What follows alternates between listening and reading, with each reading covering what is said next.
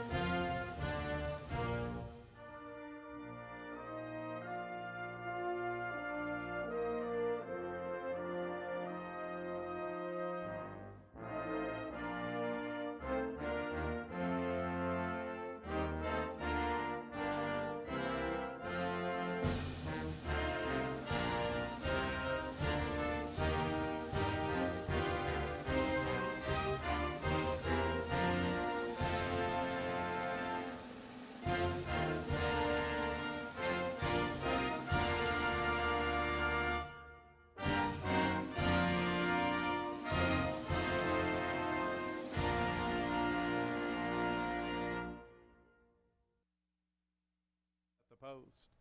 And there they go. Lex Zoya, thanks for last night. And the favorite Passion Police all show good speed. Dr. Ruthless up close. Here's Colonial Last fifth from the rail, flanked by Perlapiano. Straw Hat is the last of seven.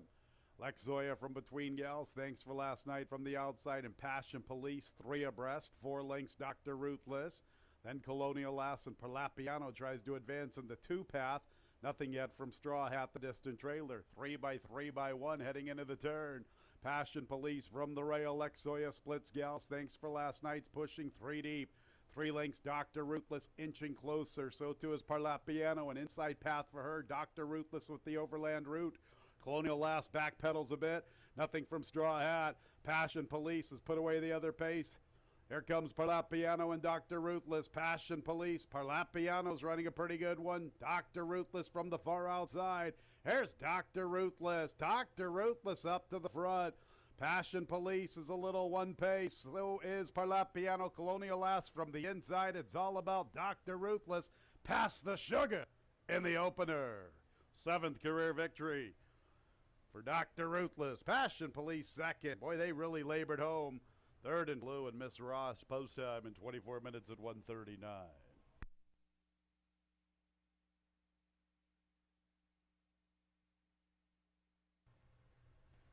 And there they go. A little bit of a bobble from Coup de Parte. A slow start for Helmer's Run. And the top 2 in the wagering are zipping along. Top Hat Invasion making the pace from Furlan's Prospect.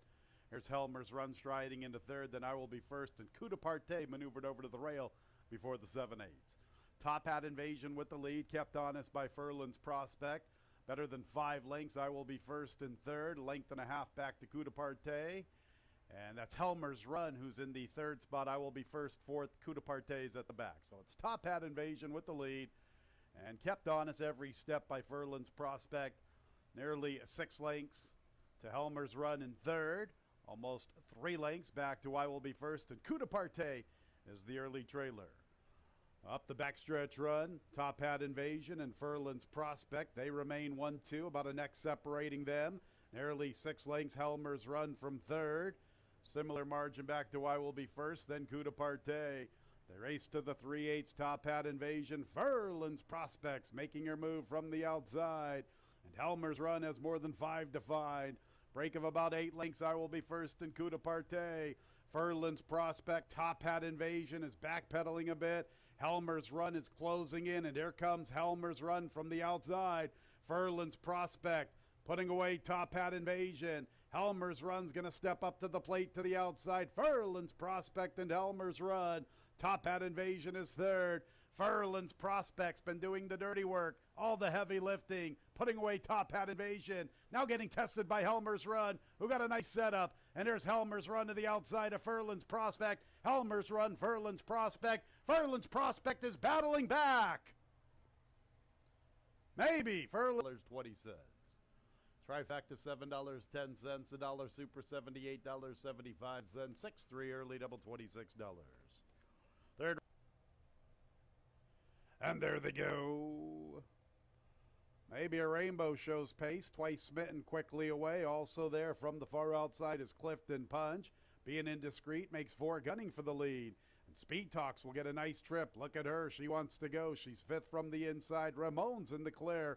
It's a very compact group. Maybe a Rainbow and Clifton Punch. Being indiscreet's up close. Speed Talks wants to go. She'll have to overcome traffic.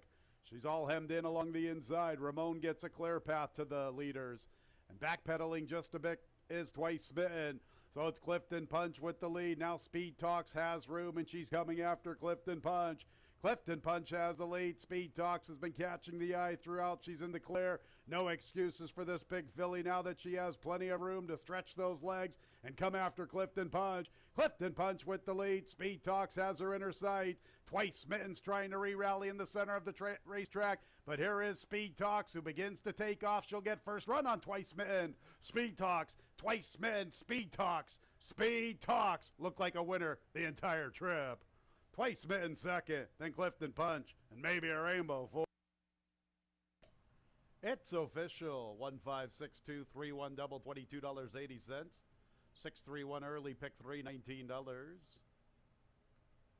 15 movement from Baby Bull, and there they go. Engineer's Report is sent to the lead, and Uncle Ned comes away in good order. He's second. Baby Bull third, then Ring Good. Lutheran Rags from the rail. The early trailer is Blood Moon. Engineer's Report and Uncle Ned vie for the top spot. Uncle Ned wants to pick it up. Engineer's Report lays second. In the third position is Ring Good from the outside, and Baby Bull's up close from fourth, 2.5 off the pace. About 2.5 lengths to Lutheran Rags, 5 or so from the leaders, and to his outside is Blood Moon. So it's Uncle Ned, 25 seconds the opening quarter. To his outside is Engineer's Report. In third is Ring Good, and Baby Bull remains in touch from fourth, just shy of 3 off the pace. 3 lengths back to Blood Moon. At the back is Lutheran Rags. They race up the Finger Lakes backstretch, and Uncle Ned has the lead. 3 parts of a length, now a tight length. Engineer's Report is second. Ring Good's been tracking intently in the clear from the outside. He's inching a little closer. Here comes Ring Good with his run. Baby Bull is fourth. Closing in is Blood Moon from the back marker, and at the tail, Lutheran Rags. Uncle Ned, the one to overhaul. Ring Good gets within 3 parts of a length. Engineer's Report goes in the wrong direction. Blood Moon makes a move for third. Baby Bull's a little even paced. Lutheran Rags tries to commence a bit up the rail. On the front end, Uncle Ned. Uncle Ned's the one to overhaul. Ring Good's been tracking intently. Ring Good's looking for 2 in a row. He's tackling Uncle Ned. Engineer's Report tries to fight back on from third. Blood Moon's now even pace. Then Lutheran Rags. Uncle Ned has the lead in deep stretch. Uncle Ned from Ring Good. Then Engineer's Report. Uncle Ned safe and secure. Uncle Ned in front. From Ring Good, Engineer's Report, and Lutheran Rags. 313 pick 3, $12.40. 6 with 3 with 1 with 3. The early pick 4, $46 and some change. That dollar superfecta 300. Looking kind of crazy at 3 to 4. And there they go. Quick start for No Stone Unturned and Bel Cuore.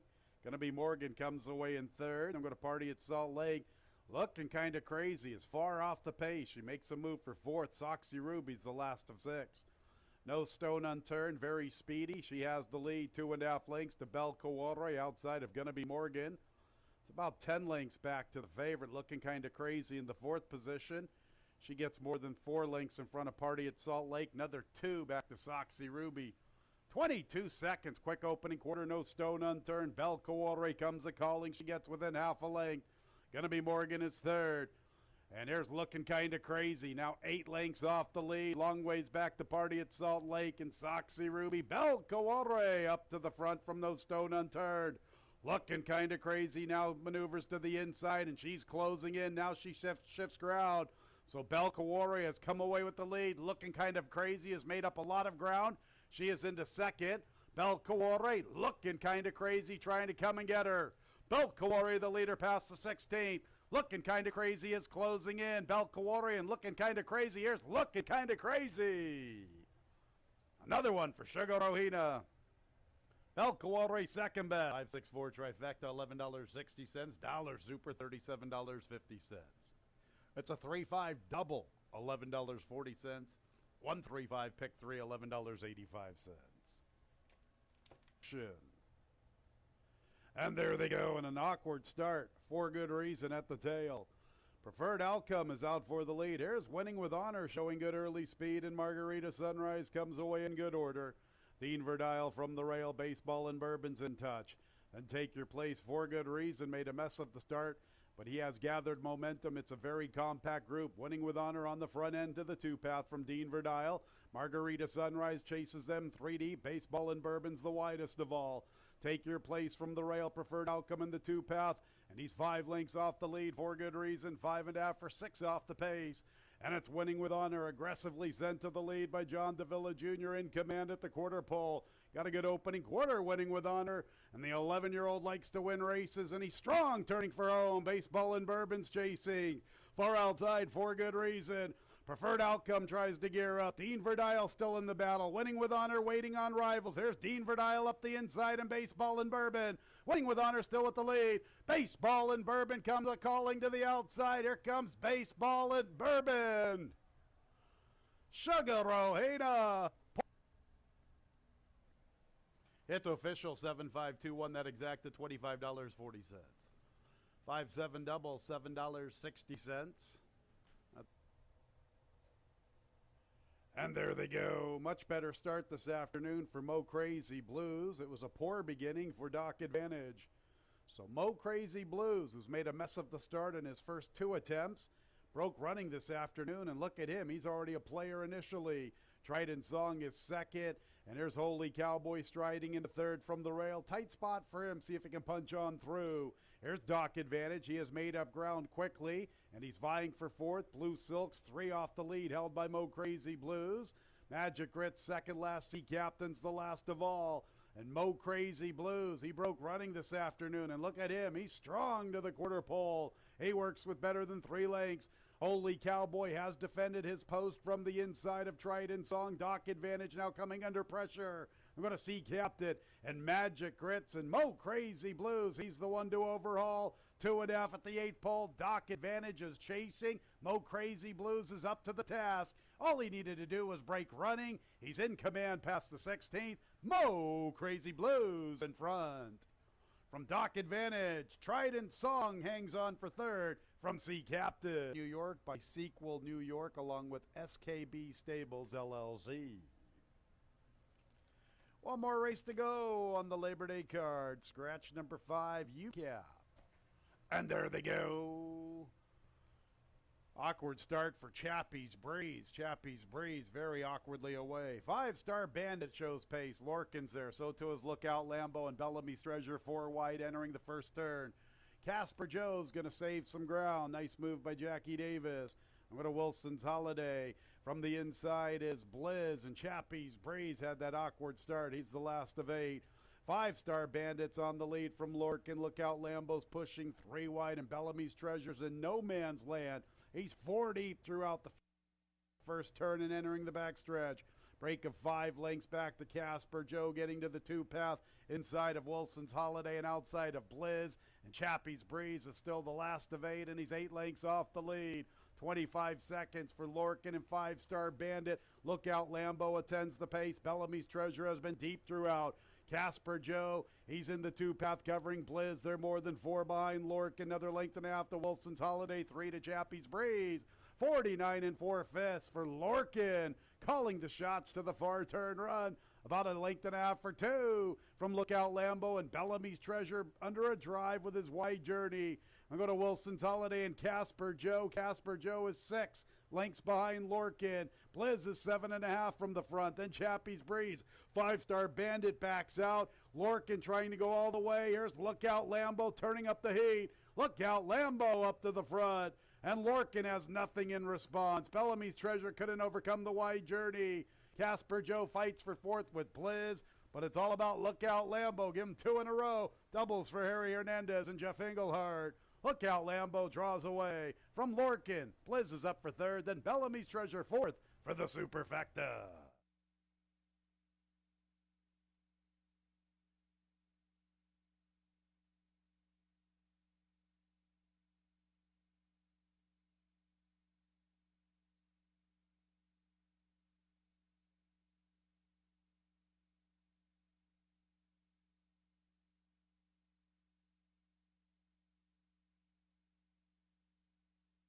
Pleasant good afternoon, ladies and gentlemen. Welcome to Finger Lakes Gaming and Racetrack, our Tuesday opener in about 45 minutes. 1:10 is the scheduled post time.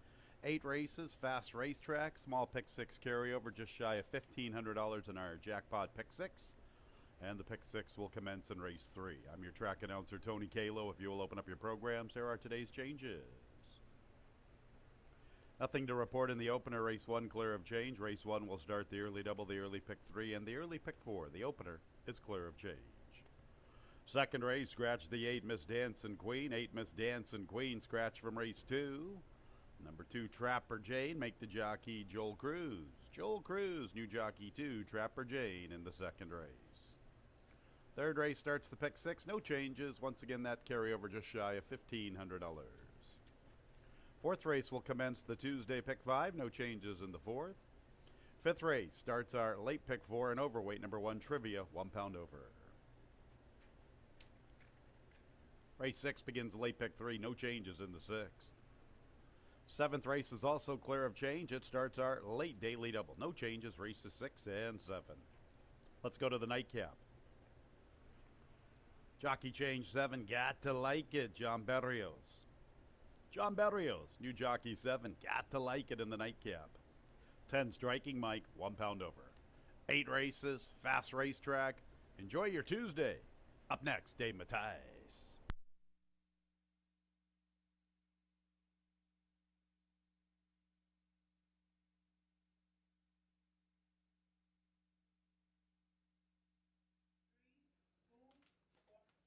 I'm Dave Matthijs here at Finger Lakes Gaming and Racetrack. Got a fast racetrack again today. 8 races on today's card, running Monday through Wednesday. We're going to do that throughout September. So I know we originally had a couple Thursdays in there, but we're going to just run Monday through Wednesday throughout September. Looking back at the Labor Day card, hope everybody had a real nice Labor Day and Labor Day weekend. Who had a really good Labor Day was Rafael Rohina. What a big day for Rohina. He's having a career year. 3 wins on the Labor Day card for Rafael Rohina. He's currently 4th in the trainer standings. Only 3 wins behind the second place trainer. So what a big year he's having. Had 3 wins yesterday. He's got a nickname like Pepper, Salt, Sugar, something like that. Only dude I'll call Sugar was Sugar Ray Leonard. Of course, Sugar Ray Leonard was a legend, but what a year Rafael Rohina is having. Man, he just keeps winning. He's claimed horses. They've done well. Look at First Homestead that Rafael Rohina had. Improved that horse, took it to Saratoga. It was only a DQ that cost that horse from winning at Saratoga. So he's done a really great job with his horses this year and put himself on the map in Finger Lakes racing overall. First race today, mentioned the pick 4 starts in the first with the 8 race card. Remember, the pick 6 starts in the third. That's a jackpot pick 6. Pick 5 starts in the fourth. All right, first race, a 5,000 claimer that goes the distance of 1.70 miles. Well, you look at this race. I mean, Just Got Hitched figures to do what he did last time, and that's go to the front end. And he had a crazy slow pace because he was the only speed last time and still got defeated by his stablemate in that race. So no excuse for Just Got Hitched. Maybe the slop. Speaking of Rafael Rohina, you can't leave him out. But this one does look like the speed of the race. It's just a matter of, can a horse like Armando's Team catch that rival late? Now, Armando's Team seemed to improve with the race over the track. So, I mean, his first race over the track was against allowance horses. I think the drop in class had something to do with it, too. But he came back and ran a good second, getting beat by a horse in here, Lightning Rob. Well, Lightning Rob got the better of the trips that race, so he looks to turn the tails. Plus, I think he improved again his next race as he got in a dead heat with favored Mo and Go. And Mo and Go probably had the better of it, of those two. I mean, that's one of those things, and it's in racing everywhere. I'm not just picking on Finger Lakes here, but the margin of victory, they should just put dead heat on there because it just looks like those horse won by over 2 lengths. Didn't. Was a dead heat in that race with Mo and Go, a couple lengths back to the third place horse in that race. But he's got the numbers to do it. He seems to be improving in each race here over the track. All right, second choice, I will use Just Got Hitched. Does have a tactical advantage in here. If you notice yesterday, wasn't really speeder closers, more on that, little tiring, but on the resurfaced racetrack, seemed like the outside part of the track was a little better. I think it was just more to the rail that the horses didn't fare as well.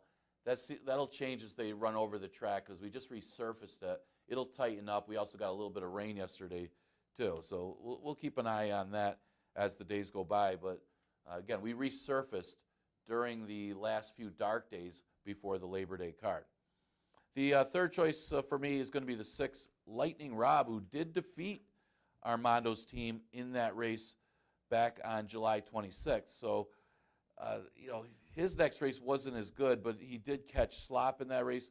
And again, a lot of them were chasing a slow pace that was set by Just Got Hitched. And Lightning Rob didn't have the best of starts either. So he does have a slight upset chance. He's already beaten that rival. And all 3 career wins for Lightning Rob have come at this specific distance of a mile 70. So I'm going to go with the 2, 5, 6, and 3. Duck Pond Road really isn't out of it either. He is run competitively at this level as well. All right, second race. We scratched the 8, Miss Dancing Queen. I think that's the only scratch I got this morning. Miss Dancing Queen out of the second. Well, I'm looking at the pace of this one. I mean, you do have some lone speed horses, it seems like. Just Got Hitched, absolutely lone speed in the first. Now, there's other speed in here, but I do think the inside speed and the true speed of the speed is Jackie Milton stretching out. Comes out of jail for the same price of $5,000. This horse has got some back class. It's all a question of which Jackie Milton are we going to see. I mean, the last 2 races for Jackie Milton in sprint races aren't good enough. They're just not good at all. But a lot of it had to do with the start last time. She dropped to 5,000 in that race. You look at the races before that. I mean, this horse is running against a Broker Maiden against the 10,000s. Came back and won going a mile on the front end. And that's what she's going to try to do here under Kevin Navarro out of jail for 5,000. And there's decent breeding for the route, at least good enough that if she runs her race, she should be able to beat these on the front end. I don't think you're going to get 5-1, but there is a lot of question marks about how good this horse is. Of course, you got a really good trainer that claimed this horse in Wayne Potts. Doesn't get much better at the smaller tracks. Coffee Futures will use for second. Looking for 3 in a row, and this horse is on her game right now. I mean, hasn't been any better than Coffee Future has been lately. I kind of underestimate this horse a little bit, but she dominated when she stretched out. Maybe that was the question mark about was she as good going long as short? Well, I guess so. I mean, she crushed that field, and I think she's better going long because last race she still closed on a 47 to be a much easier field. So how good is Coffee Futures right now? Well, if Jackie Milton doesn't have it on the front end, this one's not going to be that far behind that she could get first run on Mom's Law and Beach Princess and others. So I'm going to use her for second, but I could see her as a big win threat in here, looking for 3 in a row for Lugu. Mom's Law, she woke up. She needed one over the track. She's at age 12 now, so no surprise that she needed a race, and she did. I mean, and then she bounced back with a good effort last time behind Kateri Empire, and she was rolling late, and she just, the pace and Kateri Empire getting first run on her, well, she was unable to make up the ground, but she was getting there on that sloppy racetrack against the drop down. Well, 6 wins over at this distance. She's a former stakes winner. This might be the last year we see Mom's Law, and she's kind of a staple here at Finger Lakes. Got a shot to win today. Beach Princess, I mean, I just wait for Beach Princess to wake up a little bit here. Her first start off, her first start going long, first start stretching out this year anyway, wasn't terrible. There was no pace in that race, and social mobility has gotten better since that race. But her next 2 starts, they haven't been that good. I mean, if we could see the old Beach Princess, she could beat these horses, but you don't know what to expect from this horse. She needs to show some improvement to win this one, but still going to use her in the number.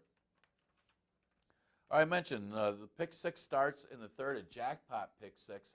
Man, I think paid over $200 yesterday without much carryover in there, and it was pretty much all favorites all day. So they've been paying pretty good, even not with the big carryovers. Big question for the third is pace. I mean, Liam's Majesty's got route speed. I don't know how much for sprint speed. Same thing with Another Shot coming out of routes. Perfect Symphony did show some pace 2 races back, but they went 47 and change. So there really isn't any speed in this race. And, the big drop down is the 3 Stormy New York. It's hard to ignore the drop in class for this one. I mean, he ran for 12.5 in his debut and ran third. And then a big effort, speaking of having a little speed, he was up there with a pace with a race won by Double Vision. That race turns out to be a key race. I mean, Double Vision won the race, and the horse that was third, Magic Years, came back and won and looked good winning in his next start. Unfortunately for Stormy New York, he came out of that race and didn't fare as well in his next start. If you could draw a line through this last race, he should beat this field easily. Well, there's always a reason they dropped to 5,000, especially with the smaller stables. They'll drop him right down in class if they're not running well. Well, the other thing is pace, though. I think this horse can be out there with the speed. There really isn't any speed in here at all. And he's not a horse that has a lot of speed, but he may be the one to be out there. I mean, they went 46 and change when he was going 6 furlongs when he was out there in that Double Vision race. That might be good enough to put him with the speed.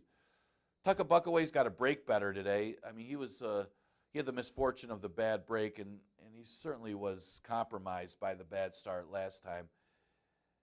The first start, a veteran rider on Canyon of Heroes got him beat when he race rode him a little bit. And this one didn't change leads in the stretch either. But he's still learning, and if he gets out of the gate better today, making his 3rd career start, he could certainly win if he can run back to his debut race, which was going 6 furlongs. Perfect Symphony is another one that at least flashed some speed, although they went crazy slow in that race, first start over the track. He still hung around to be 3rd behind Canyon of Heroes and Tucka Buckaway, who's in here. He did have kind of a slow start last time. Maybe didn't like the slop. His other race in the slop in New York wasn't that good either. So I could see a bounce-back effort for Perfect Symphony as John Grabowski had a win the other day. Another Shot's another interesting drop-down, but mainly a horse that's been primarily going long. Did have a race on the dirt going short, but it was in the slop back in October and didn't run that badly in New York, running 4th. So with the drop in class, you got to think that this horse is a contender in the 3rd as well. All right, 4th race, we start the pick 5. Well, yeah, there's a real standout in here, but you never know. I mean, another Rafael Rohina horse, but you're not going to get much of a price on what are you doing now. A little bit of a surprise how poorly he did run for last time in for 5,000. I mean, this horse is running 3rd and 4th for starters. He's obviously not the horse he was a couple years ago. He ran behind Analyze Your Luck, who's in here, so he's no cinch by any means because Analyze Your Luck did finish ahead of him in that race. But they also went 51 and change to the half. Now, Thank You overcame it. I mean, Thank You's a nice horse right now for the level. And he just had no pace to close on, and he just kind of ran evenly behind the speed when he ran for 5. He stepped back up to face starters, but he's just not as good anymore to beat horses like Our Caravan and Vouch and others in that starter condition. But he can run well against these beaten 5s. I mean, this is a non-winners of 2 races in 2 years. I guess the main threat is Analyze Your Luck, who was better than I thought he was because he just absolutely crushed that beaten $5,000 field last time. And he hadn't been running well this year. So it was a good day to wake up when you got the inferior competition, but he did it in a big way. No, he's not going to beat Thank You, and he did do the fractions of 51 and 1/16, so there was no excuse last time he was in the condition except for Thank You was just that good. But the race he ran last time, maybe this horse is coming around again because let's face it, the back class would beat these, and he's the main threat to what are you doing now. Got him 2nd, though. 3rd choice, the inside speed of the race, Construct. Again, inside speed wasn't good yesterday, and there is other speed in the race. Obviously, Rocky River, you would expect to show speed in here because he's got speed in sprints. Best Surprise might also be out there close, but Construct is the inside of the speed, and he had been facing tougher in the past. Some of the 5,000 conditions, some of the allowance conditions. He can hang around, and he seems to hang around a lot. Now, he was with that 51 pace last time, so he didn't have an excuse in there either. But against these, I could see him around at a price. Another one with a price is American Czar. He's taken a little while to come around. He ran second in that race to Analyze Your Luck, so I'm not putting him ahead of Analyze Your Luck because he certainly wasn't competitive with him that day, but he could be an underneath type that can round out your super. 6517. All right, fifth race starts the late pick 4. Yeah, I got to go with Big Tony's Girl in this race. He's just caught some tough ones since arriving here at Finger Lakes. Ran into the Banshee horse who ran a big race that day. So he was a little over bet, or she was a little over bet, and a tougher 11-9 claimer than this one. And then last time, Queen Aurelia, there wasn't much speed in the race as it was, but Queen Aurelia was a class horse that proved to be much the best. But again, the pace had a lot to do with it too, as she was caught chasing. It's a questionable field here, and I think that with no Queen Aurelias in this race, I mean, I don't know how good My Alluring Lady is. That's a big question mark here. I think this is an 11-9 race that she could get an outside stalking trip, and she's got a good chance to win here. Big Tony's Girl. I think our announcer is going to like this one. I'll use My Alluring Lady for second. Again, this is a real questionable read. She's had 5 career starts. She broke her maiden for $70,000, against restricted 3-year-old New York breds. But she's faced some tough groups since facing winners, and she's been getting beat badly, real badly. You need a telescope to find her in some of these races, but you know what? This is easier, moving to the 11-9. She's got some class. She's got some breeding.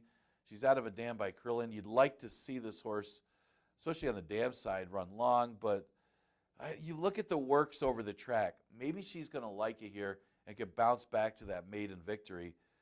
She's certainly one of those questionable ones that can win by a lot or get nothing. Well, I'm going to use her second at odds of 6-1 because she's got the class and the breeding here. Trivia's a drop down. She ran a good third against allowance horses 2 back. Throwing Stones came back to win out of that race. A couple races later, Twice Smitten, we saw her yesterday. She ran second against a better horse where she should have run against the 11-9. So the race is okay that she came out of. And so her drop in class should put her around if she ran third to those horses. Central Capital's got the numbers to be right there against these horses for former jockey David Rivera. Ran a good second last time against Queen Aces. The pace flow wasn't to her advantage, and she finished behind Big Tony's Girl. So I'm looking at that race 2 races back, so I don't know how you can make a case for her to be favored over Big Tony's Girl, but she certainly plays as far as her numbers are concerned. In her last 3 races, her numbers are good enough to be there against this group. So I'm going to put her in the number 7615 in race number 5. All right, 6th race, a maiden event for fillies and mares. This one goes a route. Real competitive race for the 6, as a lot of these maiden races are. I'm going to take a 6-1 shot morning line. Hot Dame. I don't think this horse is going to be 6-1, but you never know. I mean, it's a big field where you can make a case for a bunch of them.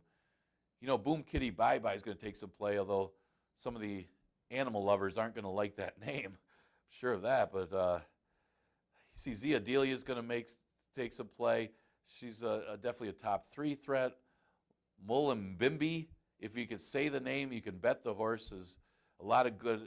I mean, you got Michael S. Ferraro, first-time LASIK. That was always a good play in the past, and then stretching out first time. But Hot Dame running in Kentucky against maiden claimers in Kentucky, that's good enough to finish 4th, less than double digits, to beat our New York bred maidens if she can run that race against our New York maidens with the change in scenery. So I'm going to go with Hot Dame at 6-1 moving here. Now, she's got early speed, so it's going to be questionable as far as what the tactics will be with Boom Kitty Bye Bye in the race, because you got to expect Boom Kitty Bye Bye to show some speed in here. We'll see, but I still like her on class coming out of just simply better races in Kentucky. I mentioned Moline Bimby, another horse that's got a price, and just a horse that I'll just never be able to say. She ran 4th in her debut in a sprint. Not a great race, but not terrible because she did have trouble in the race at the start. Her next race, yeah, she caught slop. First time going long for a race horse that should like going long. First time Lasix, best stretch out trainer at the track. Why not? I'm going to throw her in there for second. Third choice, yeah, the one's the Adelia. I mean, just because she hits the board. I mean, she's been in this maiden special weight condition for quite some time. You're going back to the spring. First time stretching out in May, she hit the board. Well, guess what? She's been no worse than 4th in 6 starts against maiden special weights. So she's an underneath type. I'm going to use her third. And what do you do with Boom Kitty Bye Bye? I mean, that's just not a pleasant name, especially if you're a cat lover. But I just, stretching out, she's a kitten joy. So you would think that turf would be the thing for this horse. By kitten's joy, I know Panman loves these horses on the turf. But she's out of a dam by Big Brown. So, I mean, the distance you got to like stretching out from the sprint at least, that if she could take to the dirt. And she didn't run badly on the dirt last time in a $25,000 maiden claimer. So you don't love the horse on the dirt, but the last race on the dirt hints that she should be okay here running against these stretching out because she's got great numbers for the distance at least. 4-6-1-7. Yeah, I don't know. It's not good for cat lovers. 7th race in allowance event for fillies and mares going a distance of 1.70 miles. On paper, numbers-wise, Veradia should win. That doesn't mean that she will, but it's hard for me to pick against her coming out of open claimers at the 16 and 12-5 level. Does have 3 for 4 at the distance. That's hard to ignore. But the big thing is the numbers. Whether you look at Bayer numbers, whether you look at Bristnet numbers, where you use the sheets, Equibase numbers, no matter what tool you use, it still comes out to say this one's got better numbers than the rest of the field. Got this horse on top. Second choice, the 1, Whispering Rose. Why not? Because she keeps finishing second. Now, a lot of it's got to do with the pace flow in some of these races against good horses. I mean, Holmdel Park, lone speed favor in track. Color chart, lone speed, got away on the front end with easy fractions. Last race, she had the race won, let's face it. Yes, she hung a little bit, but it looked like, I don't know if she was getting in at the end, but the rider did hesitate right before she got to the other ones. She had a lot of momentum. She did hang a little bit, but she still should have won that race. I actually think it's a little tougher field today, so I'm going to still use her underneath. Maybe she's one of those horses that just doesn't want to win, and it's a good check getter. Fleeta Bell ran second, almost won the Jack Better Be Right Stakes, which was a route. So you know the distance isn't an issue for Fleeta Bella. Next race, she got help from her stablemate and ended up winning that race against allowance rivals, and now stretches out again. Man, she's going good for Ilmar Loaiza. I got her third. And for fourth, how about Fair Lassie, the other Ralph D'Alessandro trainee? Got them both in the number. As you look back, this horse finished ahead of Sister Patricia when they met in New York. And the form has gone a little bit the other way. But her last route race isn't that bad against If I Had a Chance, who ran pretty good here in the past. 6-1-2-9 for me in the 7th. All right, 8th is, I'm going to finish up early today, blowing right through this one. 8th race is the last race on this Tuesday card. Got to double check that. Yeah, Healy's Hope looks good on the drop in class. She ran third in her last start for 11-9. Keep in mind, Banyan Breeze came out of that race to win and beat a good field. And then, yeah, she beat a good allowance field last time we saw Banyan Breeze. So that was a good race won by Dr. Lloyd at the 11-9 level. A couple seconds before that, got Stone Guitar, and here comes the judge. So the class relief doesn't hurt for Healy's Hope and actually should put him in the winner's circle. The inside speed of the race Comes from JP Song. We'll see how the track plays today. Again, inside speed wasn't great yesterday. This one ran fourth in the slop last time. He does get overbet in some of his races. He did hold on only because Smokin' Alone's a little bit of a hanger, 2 starts back, but he was able to hang on. I mean, he was life or death to win for 5,000, but it was off the layoff in that start. So he's been lightly raced this year. It's only his 3rd start of the season. It all depends on the pace flow. Who is Jarrett? I mean, he, speaking of catching a Chris Engelhardt trainee, Cool Boy was life or death to hold off Who is Jarrett in that race as well.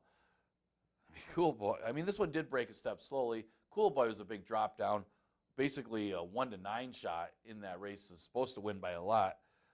Who is Jarrett was much the best of the rest. I mean, it was supposed to be an easy exacta, but Who is Jarrett had different plans and almost won that race against Cool Boy. Well, he's going to try to go after JP Song late. Question is, can he hold off Healy's Hope? It is only 5.5 furlongs, and he's going to get first run on Healy's Hope in this race. Yeah, Smokin' Alone, usually an underneath type. You got a field he could beat last time, and Naz Alvarado did a really good job keeping him away from the other horses, because he's got to be outside horses away from the other horses, because his main problem has been getting through the traffic, because he does shy away and has trouble getting through. Because he used to be a horse that had a little bit of speed and won on the front end. It's a good way to keep horses away from the other horses. But he's outside today, and that could play to his benefit, and I could see him getting into the number. He's going to have to endure a wide trip, but that's how he wins. I mean, that's his style. I'm going to go with the 4-1-2-8 in race number 8. That concludes that Tuesday card. So hope you enjoy it today. Make some plays. You know, our pick 6 jackpot's good. The pick 5, always a good play here at Finger Lakes. We continue to run Monday through Wednesday throughout the month of September. We're planning on adding Thursdays as we get into October. But for now, Monday through Wednesday. So our next live racing day, of course, will be tomorrow with the 110 first post. See you then.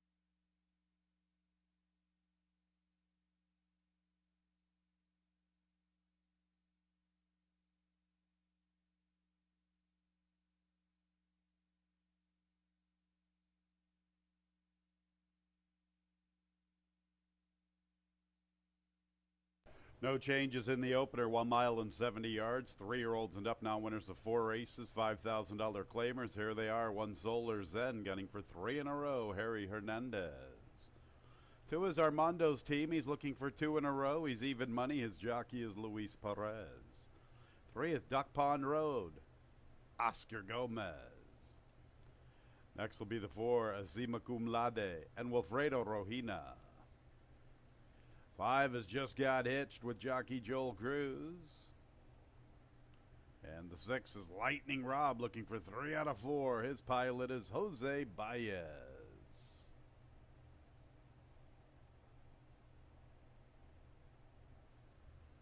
The opener in 6 minutes. Fast track. 110 first post.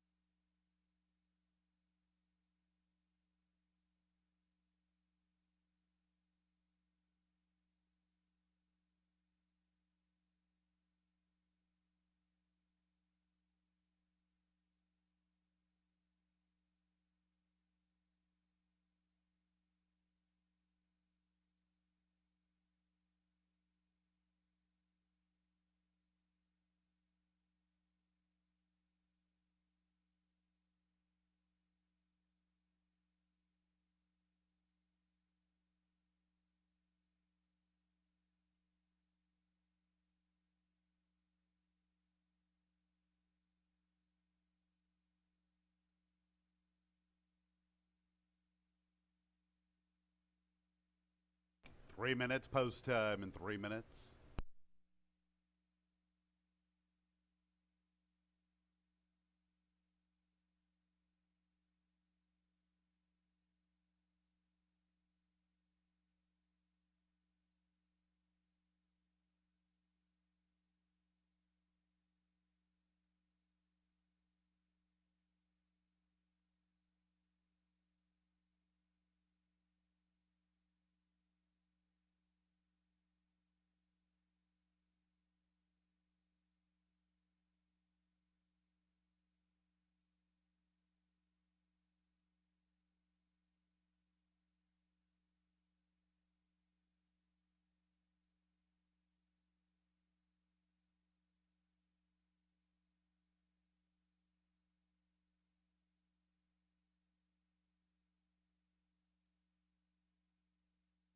2 minutes. The Tuesday opener in 2 minutes.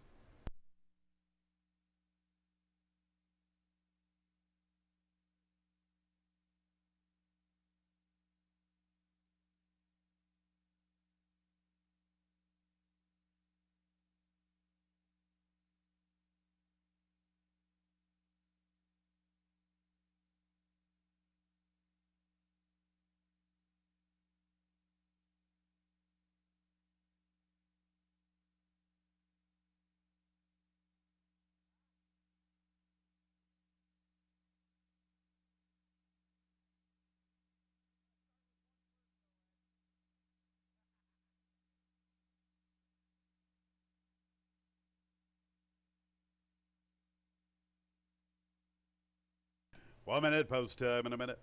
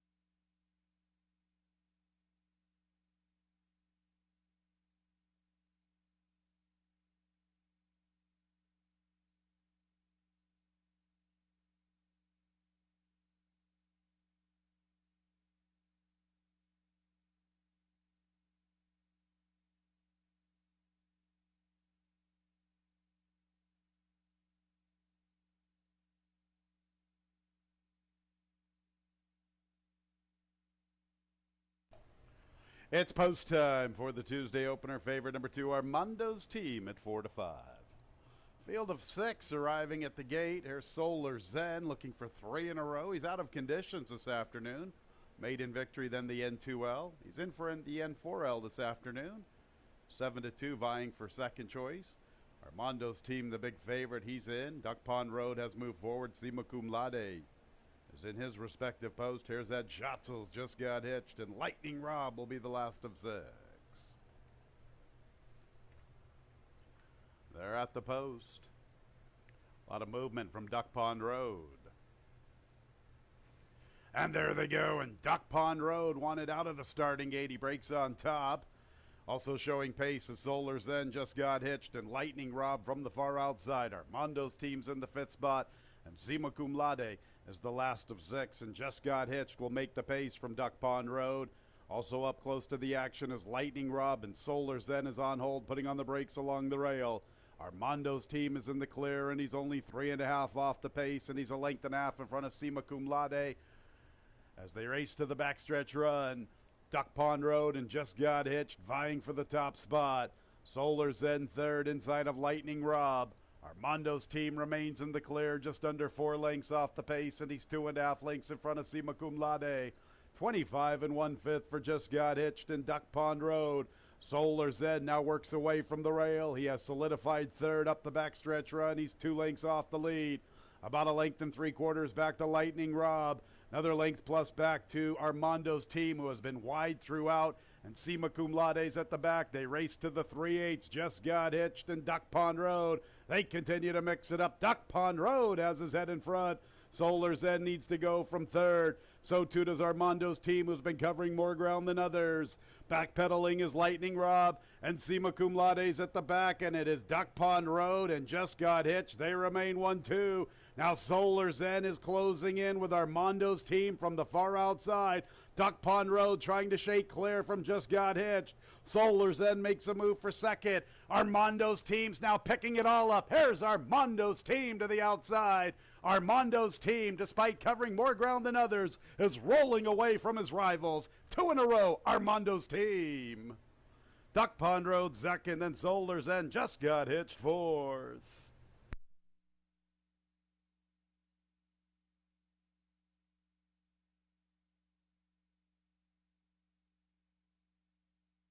Usually covering more ground than others isn't the way to go here at Finger Lakes. That was not the case this afternoon in the opener for the 2 Armando's team. Didn't really like his chances approaching the quarter pole. Past the 8th pole, all eyes should have been on number 2, Armando's Team, the 3-4 post-time favorite. Second place 3, Duck Pond Road. Third place 1, Zoller Zen. Fourth place number 5, Just Got Hitched. 2, 3, 1, 5, unofficially the top 4 finishers. The final running time 1:46 and 86/100.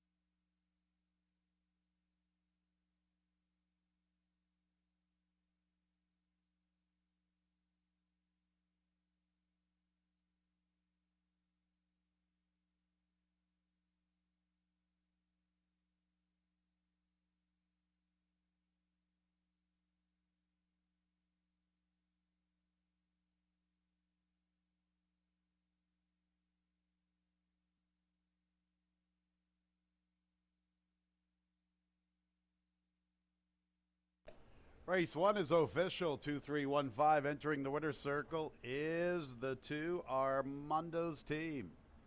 That's 2 in a row for this 4-year-old chestnut gelding by Tapiture out of the Damn Spirit in the West. Owned by River Card Stable, winning trader Jim Aquilano, winning jockey Luis Perez, a Florida bred by Lauren Nichols. Lots of members from River Card Stable in the winner's circle, including Josh and Easy Bates. 2-3 exacta, $15.20. 2-3-1 trifecta, $12. The Dollar Super, 2-3-1-5, $63 even. We had a claim from the opener, the 1, Zoller Zen. The third place finisher, number 1, Zoller Zen, moves to the barn of Harris Dukes, owner-trainer. The Dukes cornered the market in the opener, claiming the 1, Zoller Zen. Second race, scratch the 8, Miss Dancin' Queen. 8, Miss Dancin' Queen out of race 2. 2, Trapper Jane, make the jockey Joel Cruz. Our second race is in 23 minutes at 1:39.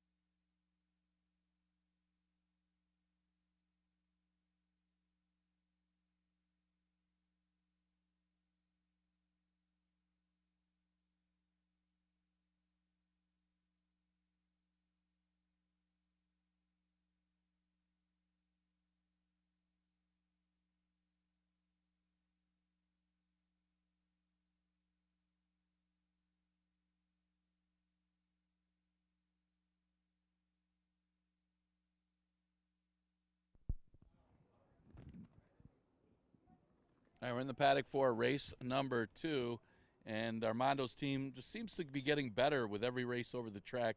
Was able to run down Duck Pond Road. More aggressive was Duck Pond Road today, holding the rail from Just Got Hitched.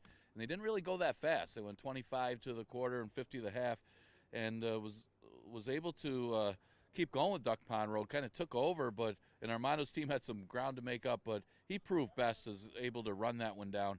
Louis Perez for trainer Jim Aquilano to get things started. All right, second race mentioned goes a distance of 1.70 miles. Got a couple 2-to-1 shots in here. Coffee Futures at 2-to-1, and the inside speed of the race, Jackie Milton at odds of 2-to-1 as well. Well, Coffee Futures, she's looking for 3 in a row, as this one has gotten better as the season went on, and then the stretch out, she dominated an easier 2 lifetime field. Well, she came back and turning back in distance. She beat a soft bunch of 3 lifetimes, and now finds this condition and stretches back out. Her best race this year was that route race, so we'll see if she can repeat that and be very competitive in here. She's right now getting a lot of play, chance to make that 3 in a row. Jackie Milton looks to be the inside speed. She's got the class. Just her last couple races have not been that good, and it's very questionable about what we'll see from Jackie Milton today.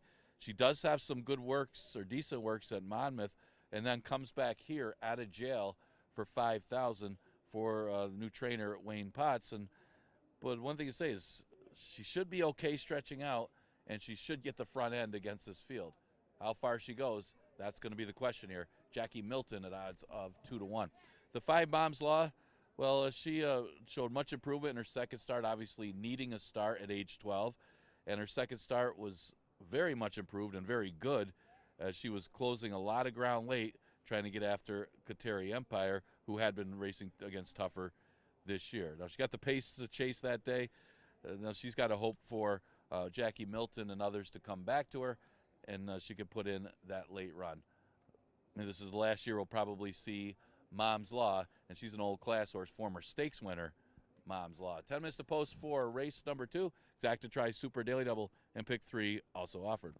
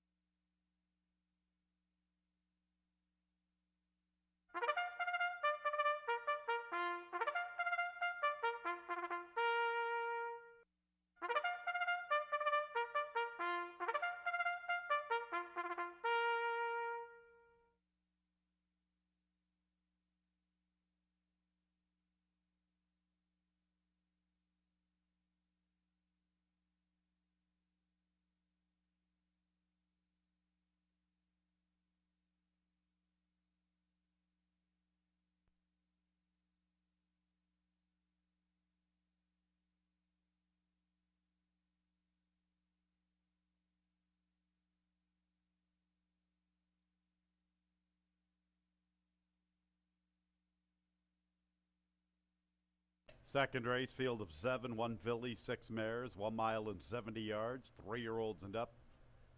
Non-winners of a race in the past 6 months or non-winners of 4 races, $5,000 claimers. Scratch the 8, Miss Dancing Queen. Joel Cruz, new jockey 2, Trapper Jane. Here's the field, beginning with the 1, Jackie Milton and Kevin Navarro. Second choice at 5-2, on to the 2, Trapper Jane, looking for her 10th career score. Her jockey is Joel Cruz. Cruzy picks up the mount. 3 is Coffee Futures. She's the hot mare these days, especially against this group. 3 in a row she's gunning for. Nazario Alvarado, she's the favorite at 8-5. 4, Drapes in Utopia, looking for her 10th career score with Emmanuel Di Diego.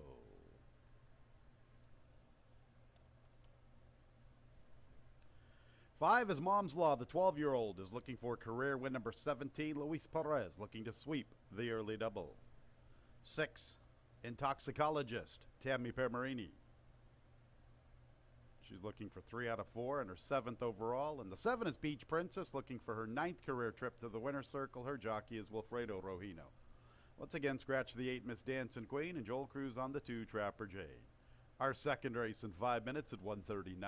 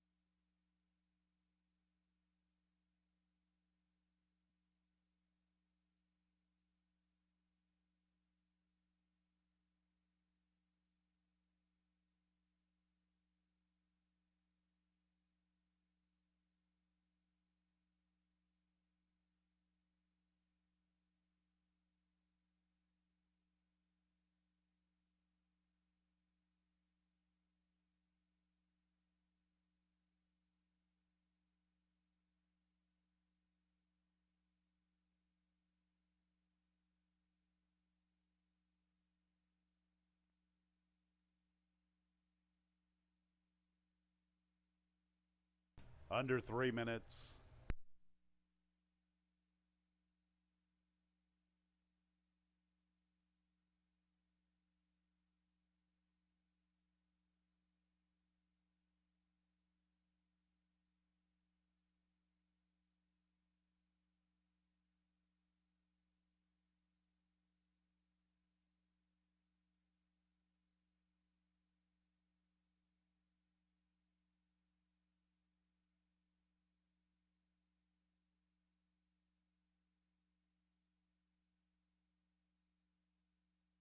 Two minutes, just 2 minutes until post time.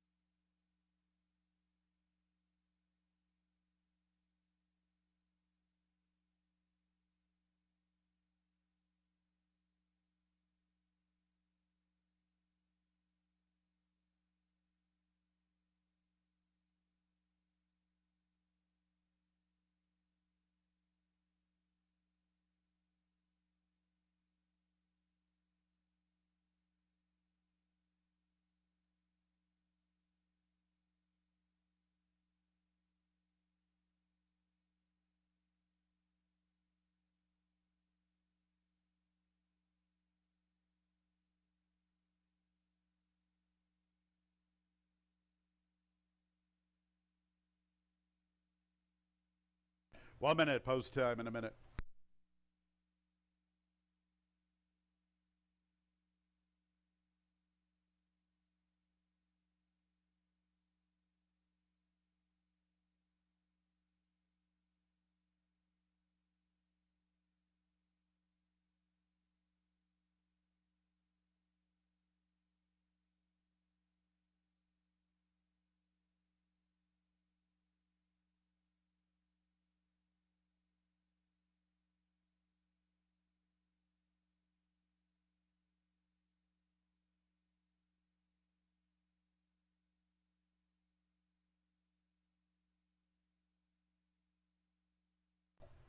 It's post time for the second race. 3 Coffee Futures, even money favorite. She's in very sharp form. Dominating the wagering, 3-7 to 2 shots. Jackie Milton, Mom's Law, and Intoxicologist. Now Jackie remains at 7-2, but 5 and 6 are both up to 4-1. Inside 3 are situated. Here's Traipse and Utopia. Big price on the board, 69-1. There's the 12-year-old Mom's Law. Up next will be Intoxicologist. And Beach Princess will be the last of 7. 1 filly, Jackie Milton versus 6 mares. All about Coffee Futures on the board. She's 4-5. They're at the post. And there they go. Beach Princess broke alertly, but she doesn't want the lead. Here's Jackie Milton, sent for the top spot from the rail. Coffee Futures vies for second inside of Intoxicologist. Beach Princess runs with them. I'm going to Trapper Jane, Traipse, and Utopia. And the early trailer is the 12-year-old Mom's Law. Jackie Milton, the lone filly, makes the pace, taking full advantage of her inside post, and she's doing it comfortably. Intoxicologist forwardly placed with Coffee Futures. They are both in touch, about a length and a half behind Jackie Milton. 2 lengths to Traipse and Utopia. Beach Princess, 3 wide. Trapper Jane runs with them from the rail. They have almost 5 lengths on. Mom's Law at the back, 24 and 4/5. Jackie Milton and Kevin Navarro doing it very comfortably. Length plus advantage to Coffee Futures inside of Intoxicologist, up close, 3 deep. 2.5 Trapper Jane from the rail. Traipse and Utopia, the middle gal. Beach Princess, 3 deep. Nothing from Mom's Law. 50 seconds for Jackie Milton. Uncontested, unchallenged to the far turn run, length and a half. In second, still Coffee Futures and Intoxicologist. They both creep a little closer.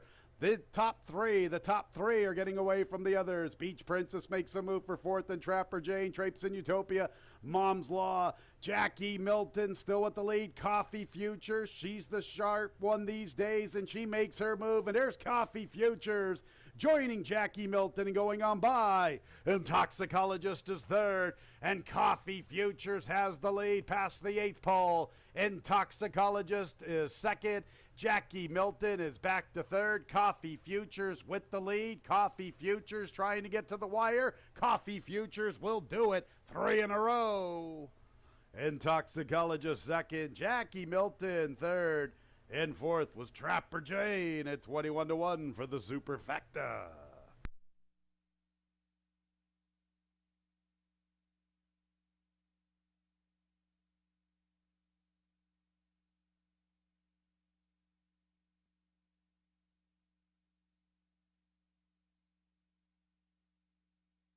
Coffee Futures, sharp individual these days. Give her 3 in a row.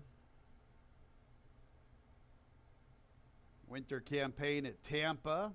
Took her a couple of starts here at Finger Lakes, but basically since the end of June, she's been on fire. Number 3, Coffee Futures. The unofficial winner, second place, 6, Intoxicologist. Third place, 1, Jackie Milton. Fourth place, 2, Trapper Jane. 147 and 55/100ths, the final running time.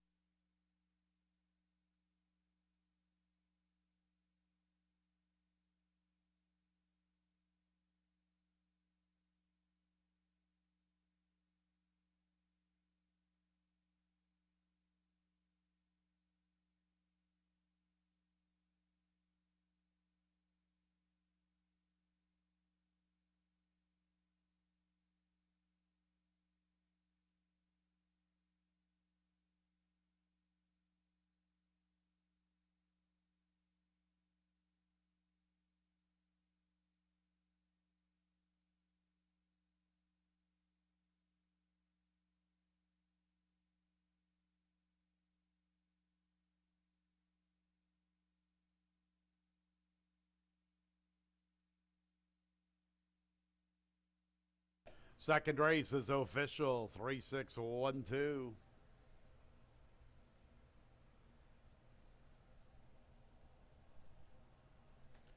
Three in a row, Coffee Futures, a 5-year-old dark Bear Brown mare by Perspective out of the Damn Coffee Queen. Ode to trained by Lugu, Louis Gutierrez, winning jockey Nazario Alvarado. Winner was bred in Florida by Dr. Edward Weist along with Oakley Farm.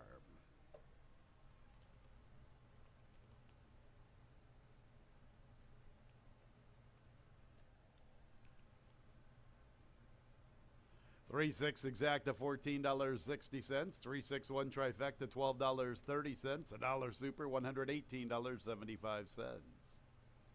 2-3 early double, $7.70.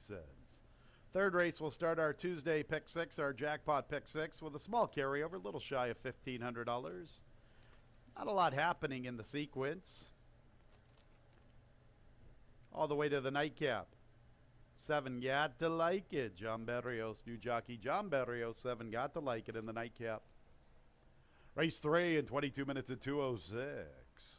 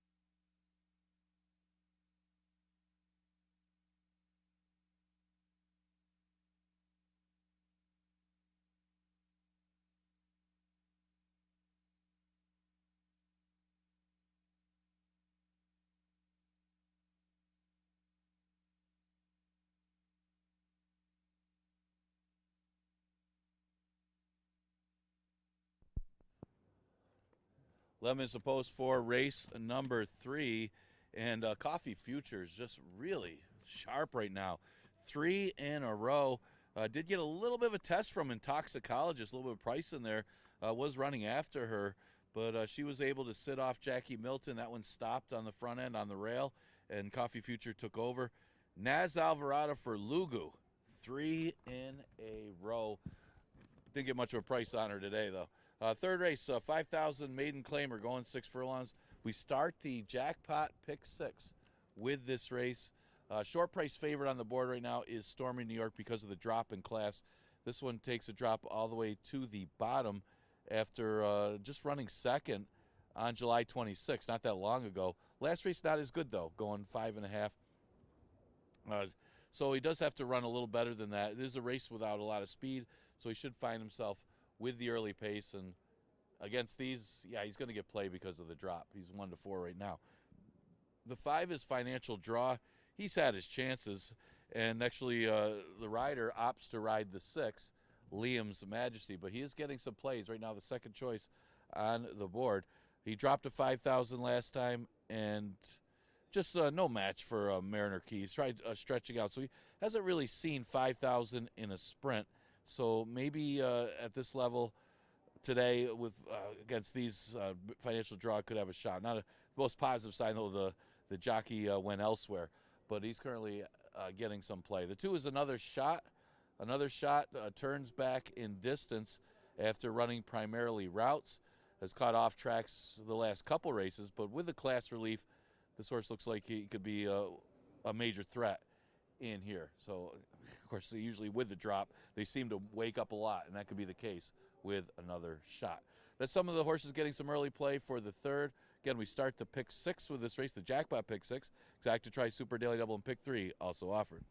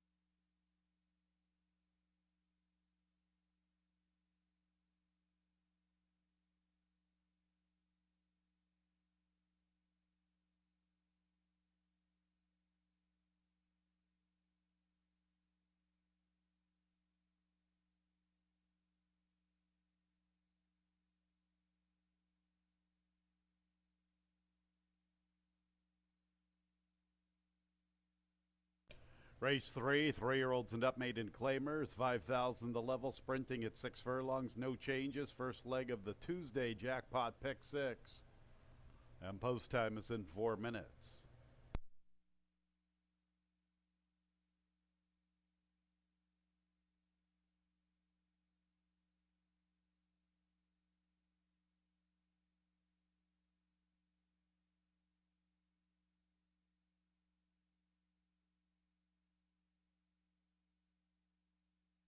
Here's the field, beginning with the 1, Tuckabuckaway and Carlos Camillo.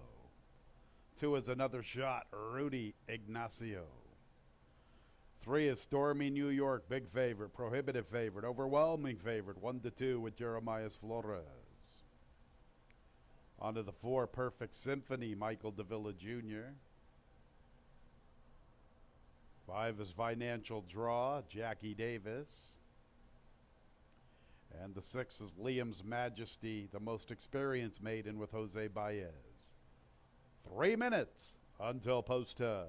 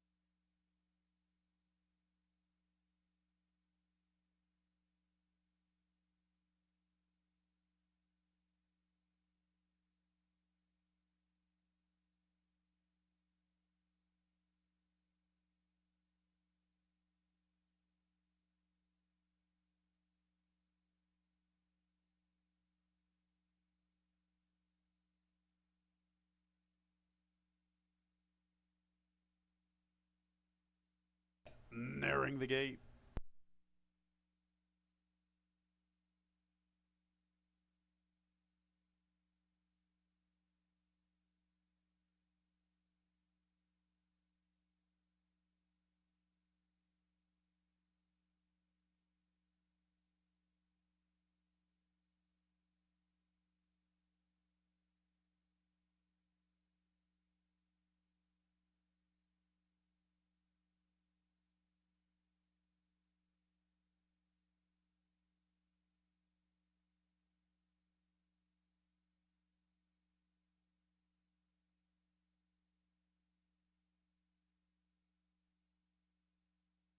It's post time for the 3rd race. First leg of our Tuesday pick 6. Big favorite to start out the sequence, number 3, Stormy New York on the big class drop, 1-2.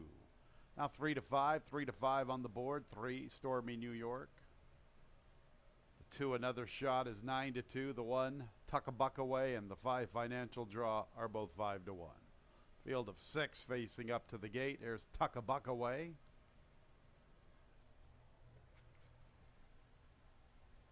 Pretty good debut run.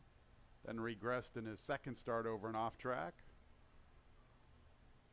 I liked his dam and noon sermon. She was fairly useful around here. Here's another shot. The favorite, Stormy New York.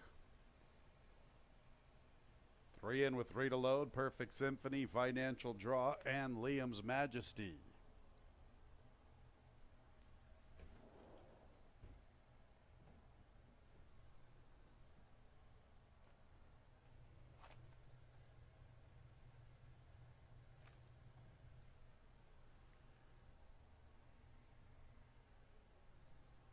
Liam's Majesty, the most experienced maiden in the field, making his 16th career start. Ready for the race? And there they go. Swift start, Liam's Majesty. There's the favorite, Stormy New York, right there, applying pressure. These two get acquainted. Tuckabuckaway vies for third. With another shot, Financial Draws in the 5th position. Perfect Symphony's the last of 6. Liam's Majesty and Stormy New York, they're side by side. 2.5 lengths. Another shot outside of Tuckabuckaway. 3 lengths back to Financial Draw. Another 3 back to Perfect Symphony. 22 4/5. They race to the 3/8.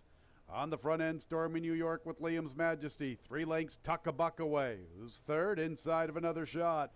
Financial Draw tries to rally up the inside. Financial Draw begins to close in. 4 lengths off the lead.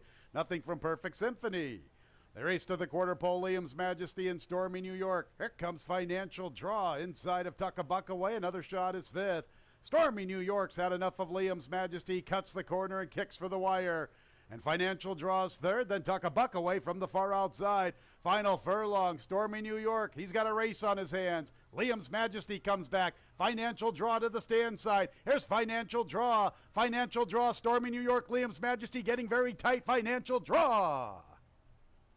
Financial Draw from Stormy New York, then Liam's Majesty. Farther back was Tuckabuckaway, Perfect Symphony, and another shot.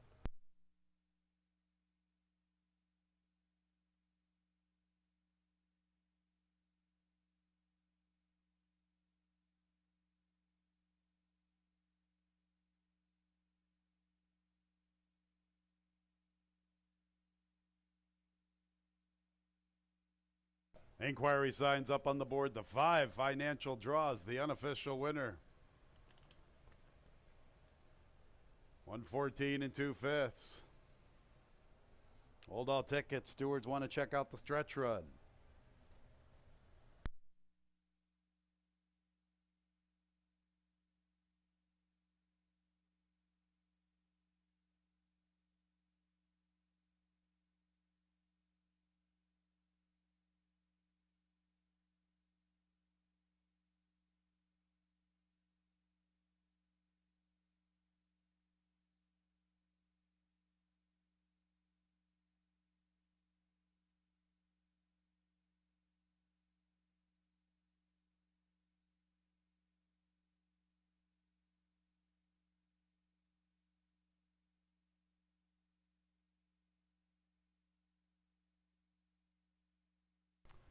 Three, Stormy New York, second. Third place, 6, Liam's Majesty. Fourth place, 1, Tuckabuckaway. 5, 3, 6, 1 on the board.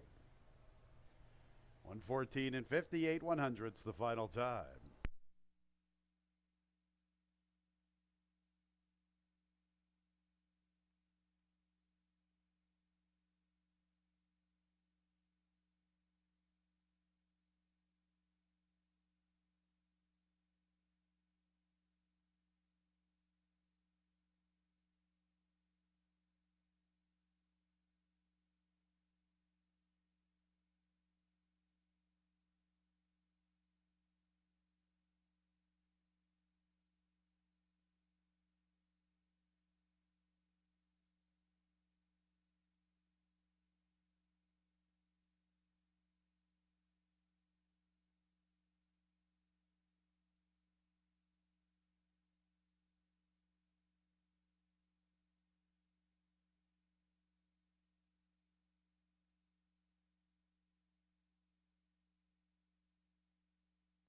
Entering the winner's circle is the 5, Financial Draw, 3-year-old Chestnut Gelding by Micromanage out of the dam.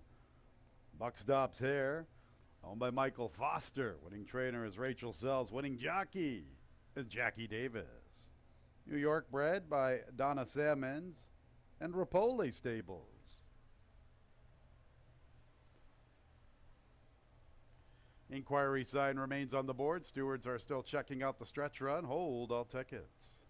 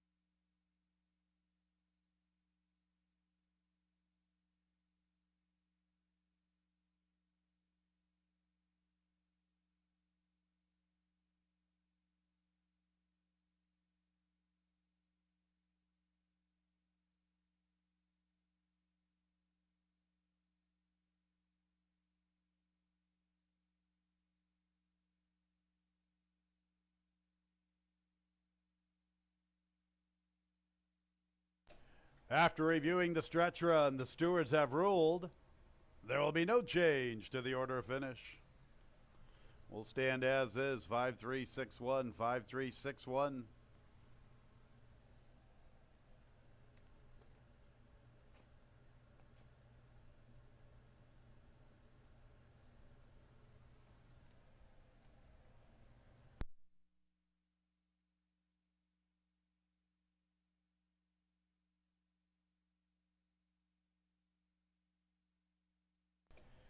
Race 3 is official.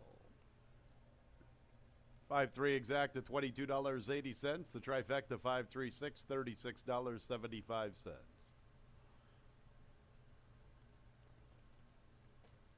3-5 double, $47. 2-3-5 early pick 3, $14.75. Dollar super, 5-3-6-1 the winning combination, $212.25.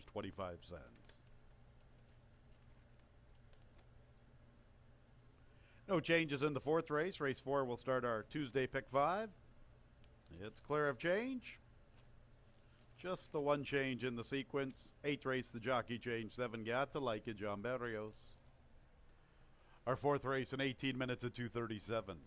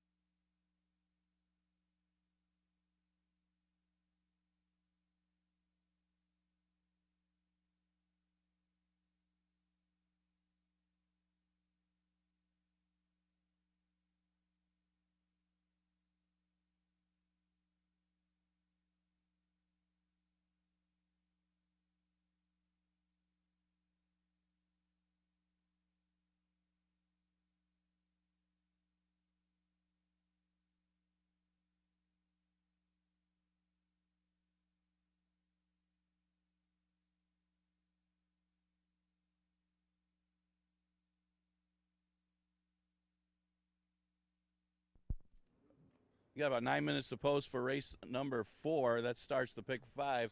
As a lot of bumping there in the stretch. It looked like the rider of the 1 got himself in a pretty bad spot there going inside, but a lot of bumping overall. They just left it up, and it was a much better effort from Financial Draw on the turn back. Was able to make a late run and get the win. It was Jackie Davis for trainer Rachel Sells. As we go to the 4th, we look at the board right now. As the 6, probably a couple of them are going to get player. What are you doing now and analyze your luck? Figured to be the 2 strongest players in here. What are you doing now, right now, the big favorite, coming off a 4th place finish against, our Caravan and others in the starter allowance. It's a much tougher group than what he'll face here. And that's where he's been running against those starters this year. The 3rd, 4th, just not really having that late run that he used to have. He dropped to 5,000 2 back, and he didn't really get a pace for that late run, but he didn't fire at all. Against those horses, you would have expected him to be 1st or 2nd anyway, and he finished off the board. But Thank You is a good one that won the race. So a little bit easier field today than that 5,000 race as he drops back down, and certainly a big top 3 threat. And if he gets the pace he needs, he should be able to run a lot of these down. Now, Construct is the inside speed.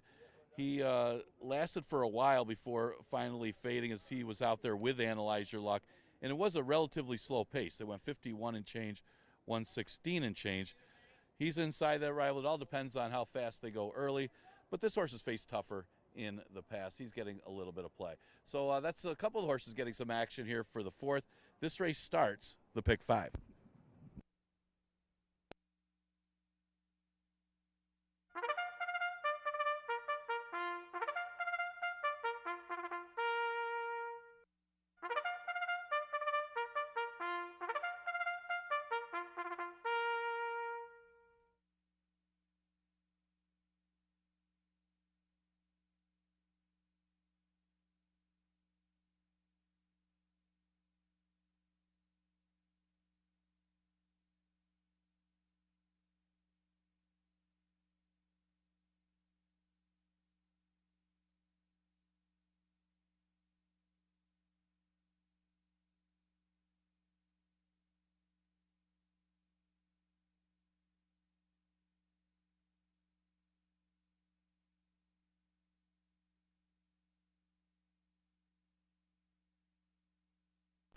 Coming onto the track for the 4th race, 1 mile and 70 yards. 3-year-olds and up, now winners of 2 races in 20 and 21. $5,000 claimers, no changes. First leg of the Tuesday pick 5. Here's the field. Number 1, Construct. Jackie Davis looking for back-to-back victories. 2 is Rocky River, John Berrios. 3, Blue Skies Forever, Sammy Cardona. 4 is Best Surprise with Michael Davila Jr.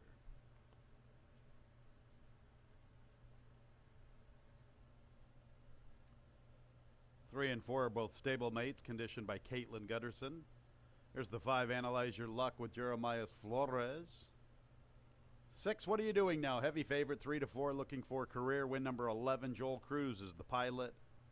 And the 7 is American Czar, looking for his 9th career victory. His jockey is Wilfredo Rohina. A field of 7, our 4th race in 5 minutes. 2:37 is the post time. First leg of the Tuesday pick 5.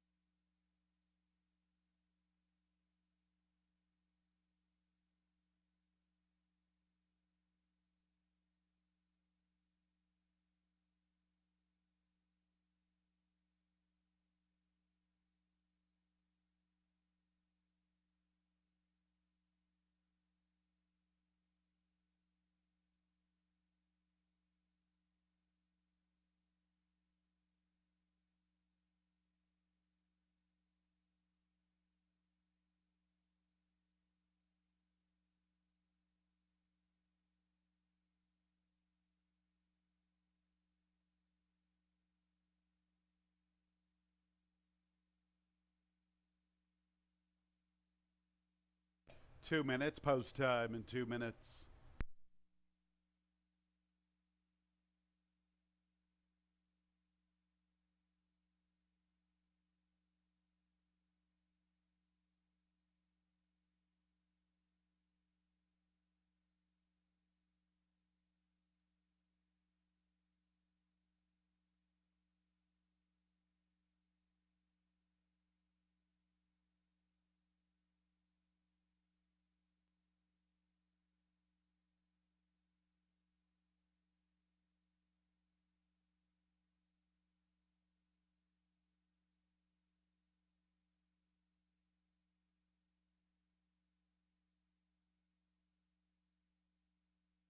One minute post time in a minute.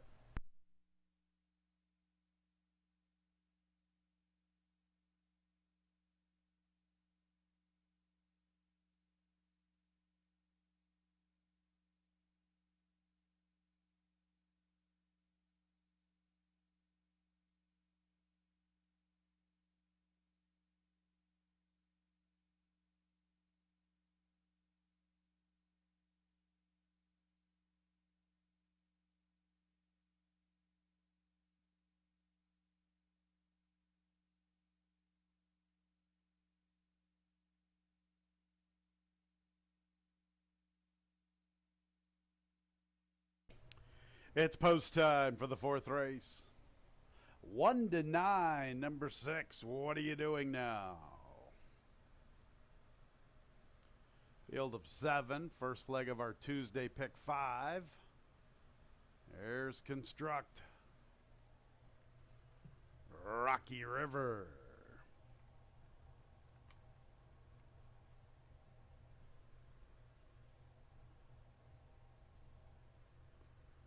Blue Skies Forever.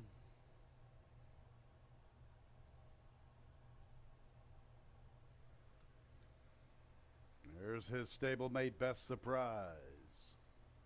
Analyze Your Luck. Second choice at 4-1, looking for 2 in a row in his 8th overall. There's the big favorite. What are you doing now? And American Czar, the last of 7 to the outside. 1-4, what are you doing now? 4-1, Analyze Your Luck. Just about ready for the Tuesday pick 5. Rocky River acting up just a bit. And there they go. Construct is showing pace. Here's Best Surprise and Analyze Your Luck. And Rocky River makes 4 gunning. Rocky's in a tight spot. In the 5th position is Blue Skies Forever, then American Czar. And what are you doing now? A late runner's at the back, but there is pace on up front. Construct and Best Surprise mix it up. Rocky River's 3rd. Analyze Your Luck. He's 4 deep through the early stages. Blue Skies Forever, little less than 6 lengths off the pace. 3 parts of a length to American Czar. Another length and a half to the favorite. What are you doing now? They race to the backstretch run. And there's Rocky River. He's been eager throughout. Now he's 3 deep, and he pokes his head in front of Best Surprise. The middleman Construct sticks with them. Analyze Your Luck is 4th. Analyze Your Luck. He's 2.5 off the 3 leaders. He gets a nice trip. It's a break of about 6 lengths to What Are You Doing Now, who's beginning his bid. And here's the favorite, What Are You Doing Now, who gets pace to chase, and he is closing in. To his outside is American Czar. Blue Skies Forever's at the back. They race to the 3/8. Analyze Your Luck's ready to tackle the top 3, and he's looking to get first run on both American Czar and What Are You Doing Now. They race to the 5/16, and here comes Analyze Your Luck with his 4-wide run. And What Are You Doing Now? He looks like a major player. He's to the outside, closing in. Analyze Your Luck getting first run on What Are You Doing Now? Construct fights for 3rd. They turn for home. Analyze Your Luck. What are you doing now with 3/16 to come and get him? And here comes What Are You Doing Now to the outside. And What Are You Doing Now rolls up to the front. What are you doing now? What are you doing, buddy? Winning. That's what I'm doing. His 11th career score. Analyze Your Luck trying to hang on for 2nd. Blue Skies Forever up the inside. Blue Skies Forever is into 2nd. Analyze Your Luck 3rd. Construct 4th. No doubt about the winner. What are you doing now?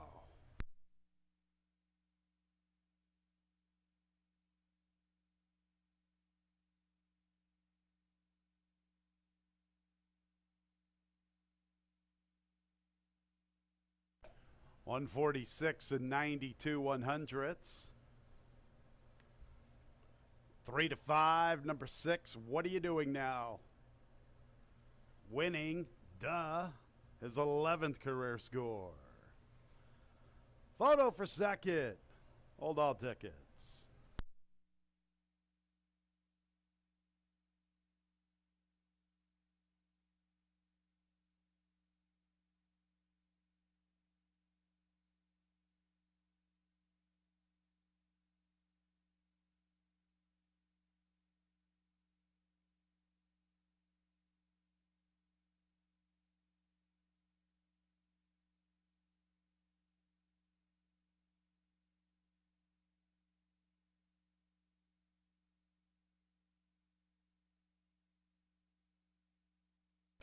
Results of the photo: second place 3, Blue Skies Forever at a big price. He's up for second. Third place number 5, Analyze Your Luck. Fourth place 1, Construct.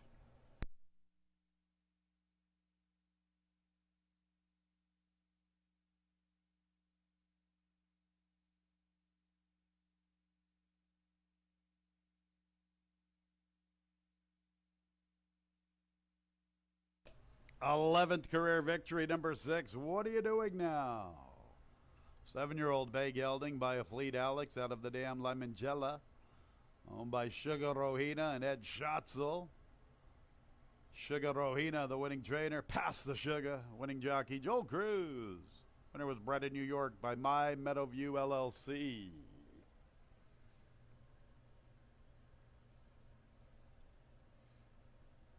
And the fourth is official. 6-3-5-1 on the board. That exact to $63. The chalk to the biggest price on the board, a $63 exacta. Trifecta, $40.25. 5-6 double, $21.60. 3-5-6 pick 3, $15.12. Early pick 4 combinations, $27.62. Dollar Super, $237.75. Fifth race 1 trivia, 1 pound over. Race 5 starts our late pick 4. Race 5 in 24 minutes at 3:06.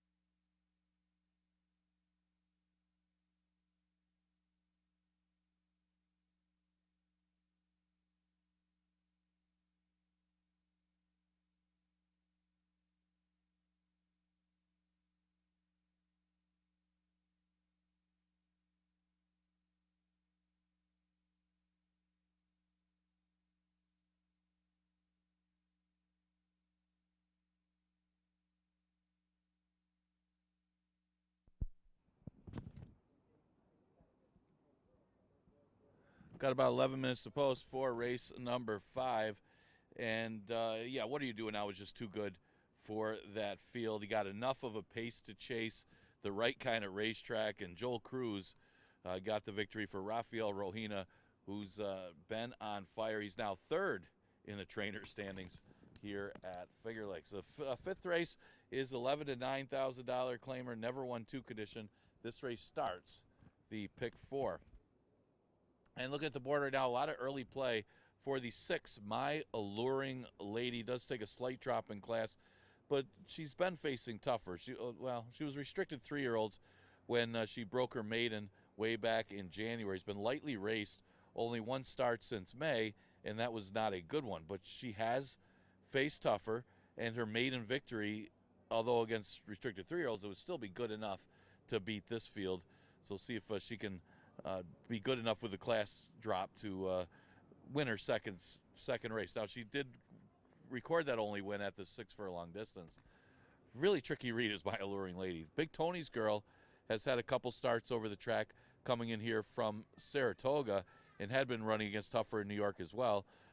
Broke her maiden in New York in the slop, but she's been competitive at this level. It looks like they found the right spot for her anyway, and then she just ran into a really good one in Queen Aurelia last time, and that one was just gone. So no shot in that race. No such rivals in here, you wouldn't think that she should be right there with an outside stalking trip. She's right now at odds of 5-2. And the 5-horse Central Capital, her numbers are good lately, as she's been in no worse than 4th in her 3 starts since dropping to the 11-9 level, fishing behind Big Tony's Girl 2-back.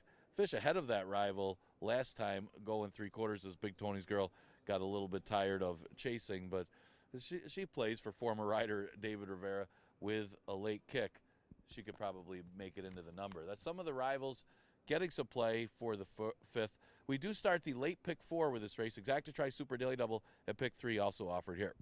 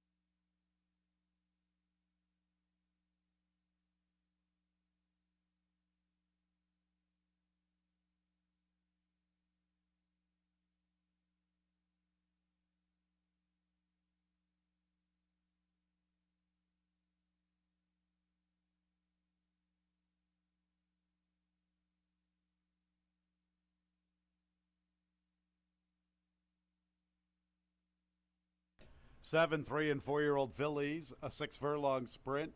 3-year-olds and up now winners of 2 races. Claimers 11 down to 9,000. 1 trivia, 1 pound over. First leg of our late pick 4. And post time is in 6 minutes.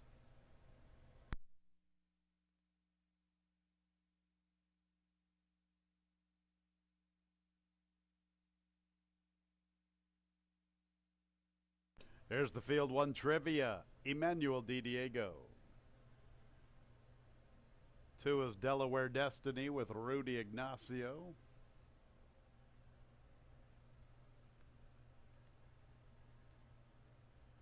3 is Starship Kiara, Sammy Cardona.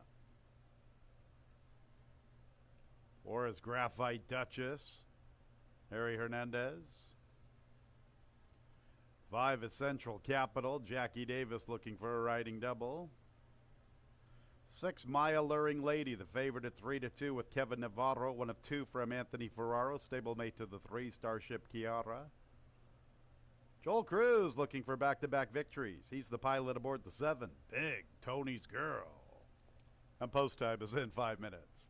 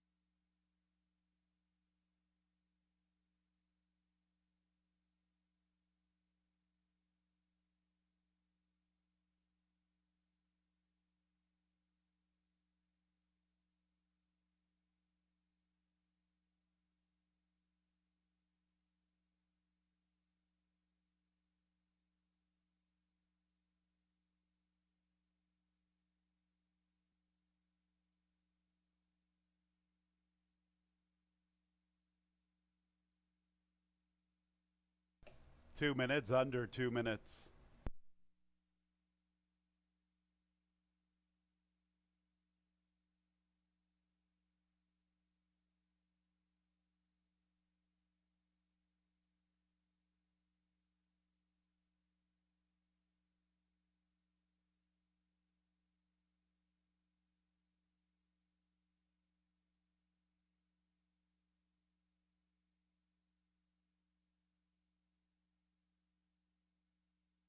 1 minute. The fillies are approaching the starting gate.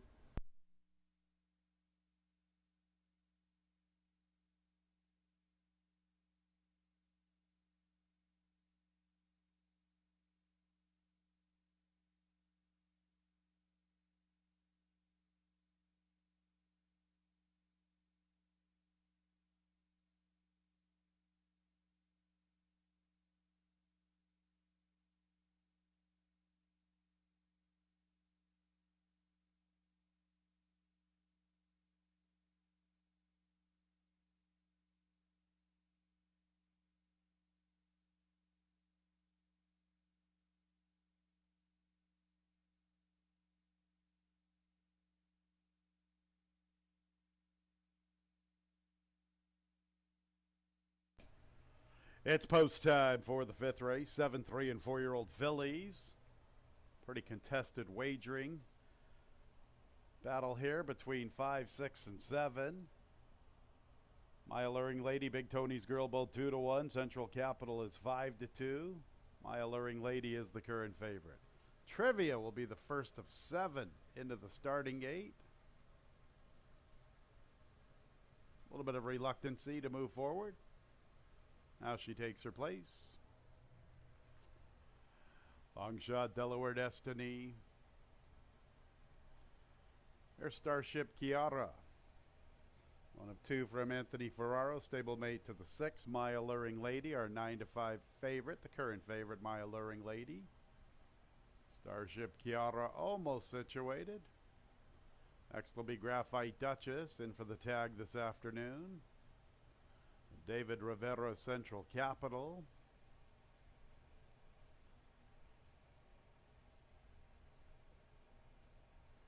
There's My Alluring Lady. And Big Tony's Girl. Ready for the fillies.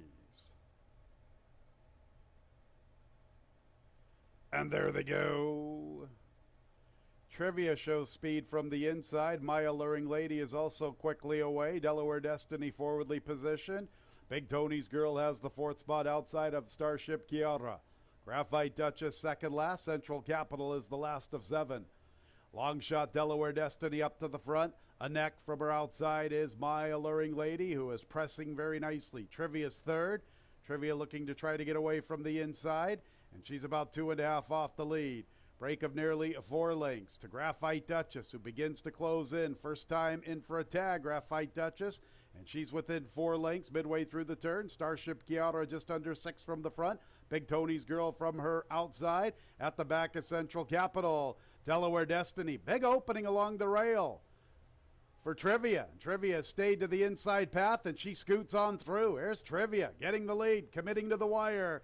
Starship Kiara also rides the rail. She makes a move for second. Graphite Duchess is vying for third. It's Trivia with the lead. Trivia has a healthy lead past the 16th. Starship Kiara is second. Late run from Central Capital, minor placing. Trivia in front. 11-1 upsetter. From Starship Kiara, Central Capital third.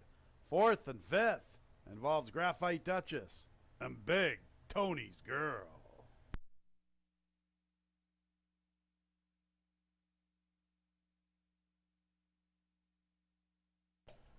Trivia at 11-1. Thought she was trying to work off the rail heading into the far turn run, but she stayed put. That was the smart decision because Delaware Destiny abandoned the rail, and there was a huge opening for Trivia. An 11-1 upsetter under Emmanuel Di Diego. Second place 3, Starship Kiara. Third place 5, Central Capital. Photo for 4th. 112 and 95 100ths, the final running time.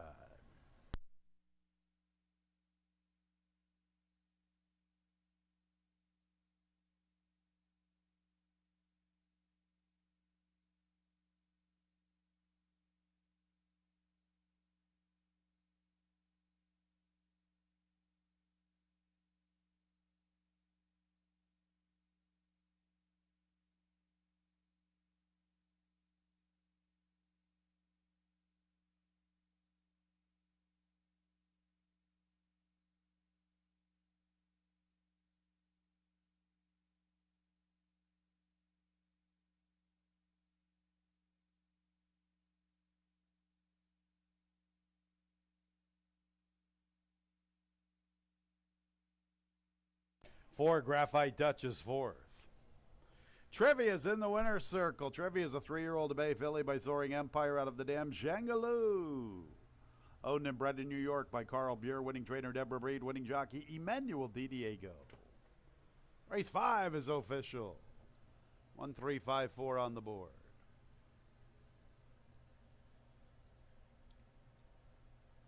Exacta $170. The trifecta $101.62. Dollar Super 1354 $638. 6-1 double $44.60. 5-6-1 pick 3 $89.12. On to race 6, no changes. Race 6 will start our late pick 3. Post time is in 24 minutes at 3:35.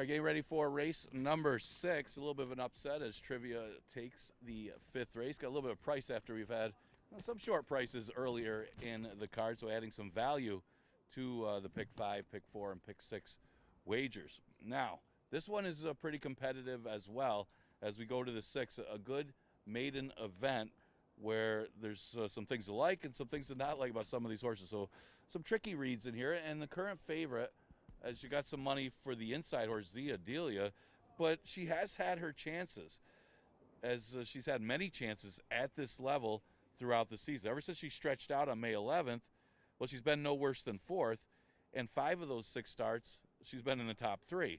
She's been a beaten favorite the last 2. It's not like she's run that bad. She's just not sealing the deal and getting the victory, but kind of a reliable horse if you're playing trifectas and superfectas, but a lot of faith to better to win if she's going to be a short price in here.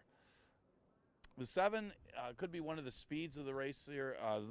Boom Kitty Bye Bye, who won't make any fans for cat lovers, but she dropped to 25,000 last time at Saratoga, and first time hitting the dirt after a couple turf races, and she finished off the board. Now she'll stretch out in distance today, back out, as she did go a route on the turf, and she's certainly bred for the extra distance, and she could show some speed along with Hot Dame, who figures to have a little bit of gas early too. But Boom Kitty Bye Bye could wake up here with the drop in class after running against tougher maidens in New York and Saratoga.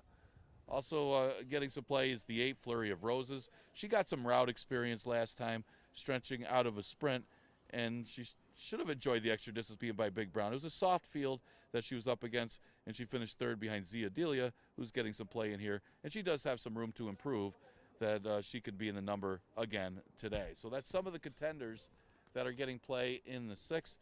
Exacta, Trifecta, Superfecta, Daily Double, and Pick 3 is offered here.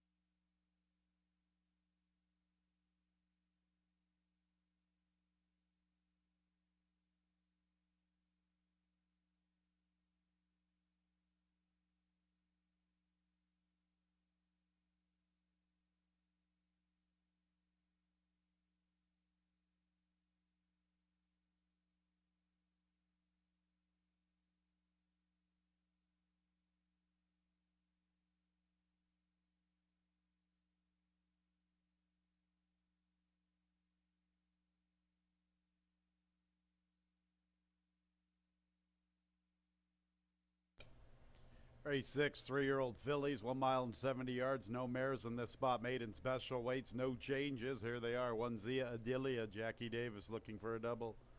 2 is Purple Melinda. Nazario Alvarado teaming up with Lugu. Once again, they got there earlier in the day with Coffee Futures. 3 Azagar. Harry Hernandez. Next will be the 4 Hot Dame. Sammy Cardona. 5 is Melissa Smile. Wilfredo Rohina. 6 is Mulambimbi. Luis Perez looking for a riding double. All right, I guess 4 and 5 were out of line in the parade. Here's the 6 Mulambimbi. On to the 7. Boom, Kitty, bye-bye. John Davila Jr.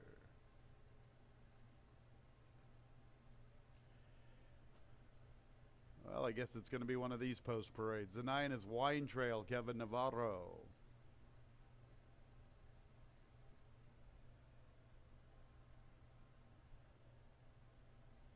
Where's the 7 and 8? 8 Flurry of Roses, Jose Baez. Best of luck, race 6 in 5 minutes.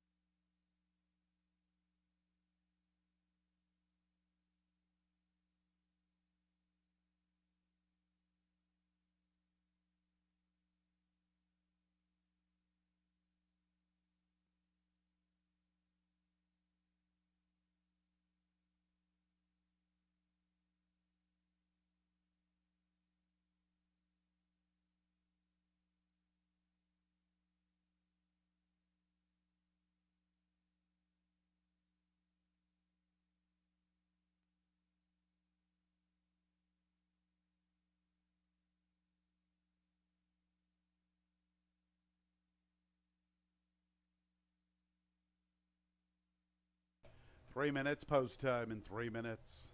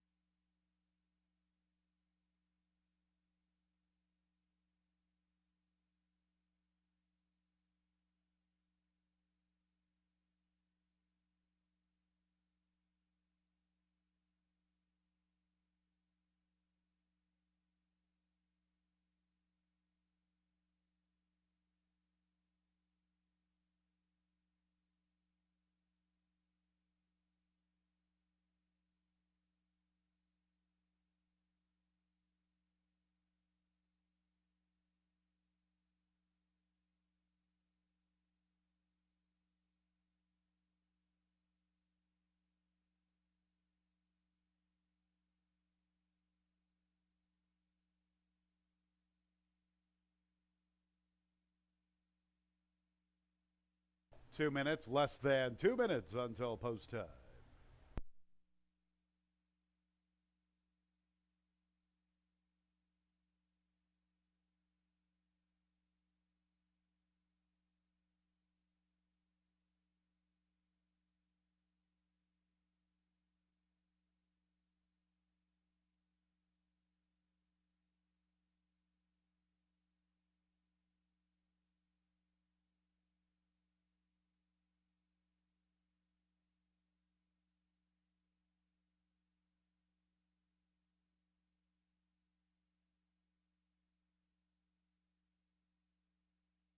1 minute. The fillies are approaching the starting gate.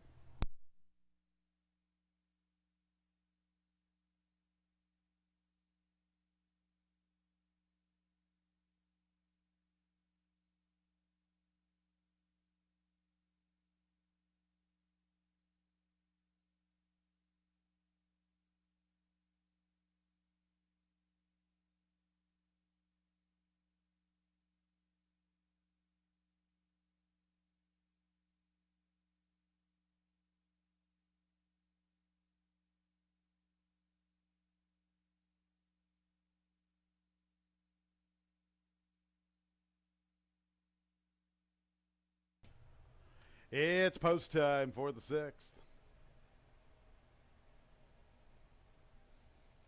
9 3-year-old fillies arriving at the starting gate. A maiden special weight affair. First leg of our late pick 3. Number 1, Zia Adelia, is the favorite at 7-5.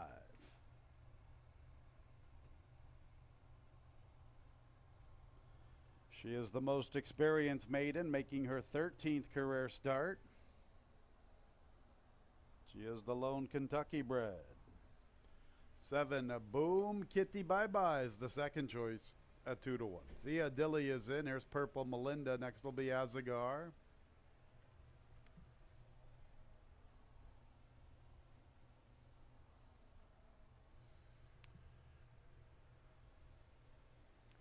Up next, Hot Dame.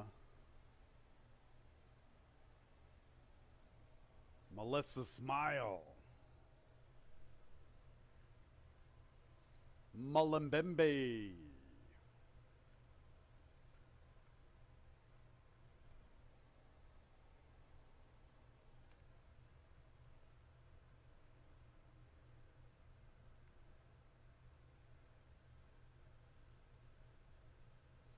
Boom Kitty Bye Bye. Zia Adelia still the favorite, 7-5. Boom Kitty Bye Bye, 3-1. 2 to load, Flurry of Roses and Wine Trail.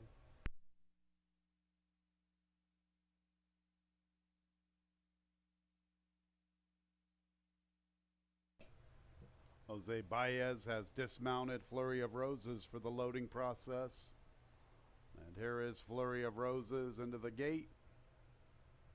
Jose to remount. Wine Trail to the outside. Ready for the 9 3-year-old fillies. And there they go. And Boom Kitty Bye Bye lost the jockey. John Davila Jr.'s out of the saddle. John's okay. He's up. But the 7, Boom Kitty Bye Bye, lost her jockey. Purple Melinda is vying for the top spot with Hot Dame. Also there, Wine Trail and Flurry of Roses. Zia Dilia has the 5th position from the inside. Mullumbimby comes away running in 6th. Then Azagar and Melissa Smile from off the pace. Hot Dame has the lead. She'll let the loose horse clear away. Hot Dame by 2 lengths. Purple Melinda follows the pacemaker. Flurry of Roses 3rd, vying for that spot with her is Wine Trail. Zia Adilia's in touch. She's 5 lengths off the lead. A good midfield position for Zia Adelia, saving ground. 4 lengths back to Mullumbimby with Melissa Smile. Azagar's the last of all. And Hot Dame is going pretty good up front. She's trying to keep up with the loose horse. Better than 3 lengths, Purple Melinda. Flurry of Roses 3rd. Zia Adelia gets a little closer up the inside. Wine Trail with her wide charges, 7 lengths off the lead, a length to Melissa Smile with Mullumbimby. Azagar's at the back. Hot Dame comes back to Purple Melinda, now the margin's a length. 5 lengths, Flurry of Roses. Melissa Smile's on the move. Melissa Smile splits runners, and she is closing in pretty nicely. She's a big long shot, and she is closing up the inside. Here comes Melissa Smile. 31-1 on the board, and she's ready to make her move up the inside. And Melissa Smile has found the front at the 8th pole, and she has scampered well clear, and she's going to blow up the tote board. Melissa Smile at 31-1. How do you like her now? Hot Dame 2nd. Flurry of Roses 3rd with Azagar. They're in a photo splitting them. Purple Melinda.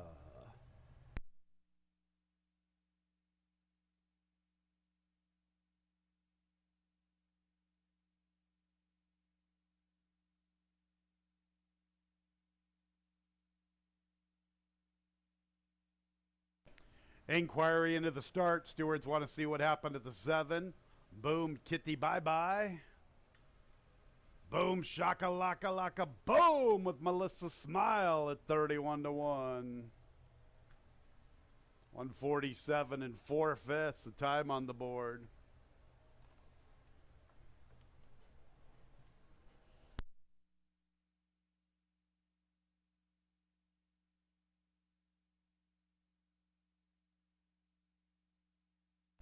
$147 and 93/100ths, the final time.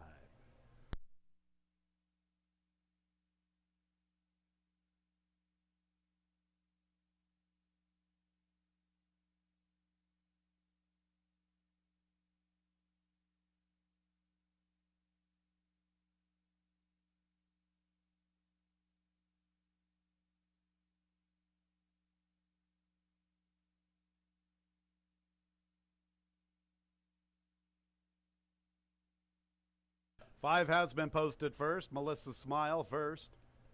Second place 4, Hot Dame. Third place 8, Flurry of Roses. Fourth place 3, Azagar.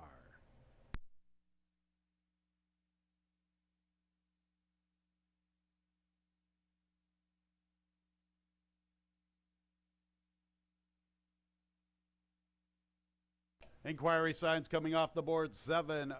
Boom, kitty, bye-bye. Stumbled at the start. She caused all of her own troubles. Inquiry signs coming down.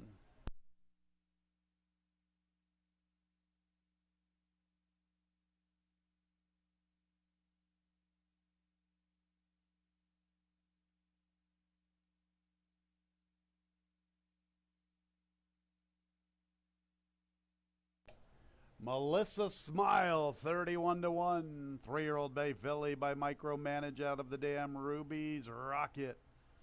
Owned by Kathleen Babcock and Dave Brown. Kathleen is the winning trader, winning jockey. The Master, Wilfredo Rohina.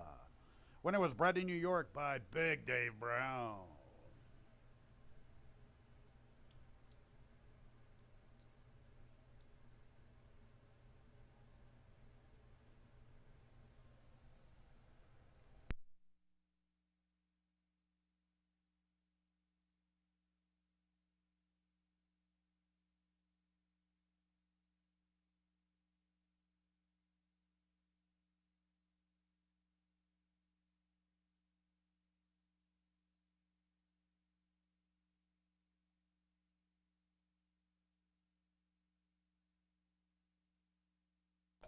Race 6 is official. 5-4-8-3, top 4 finishers.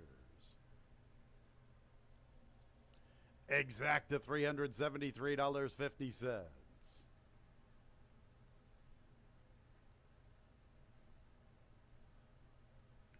Trifecta $978. Dollar super huge $8,259.50. 1-5 double $1,448. 6-1-5 pick 3 $189.25. Seventh race is clear of change. No changes. Race 7 starts our late double.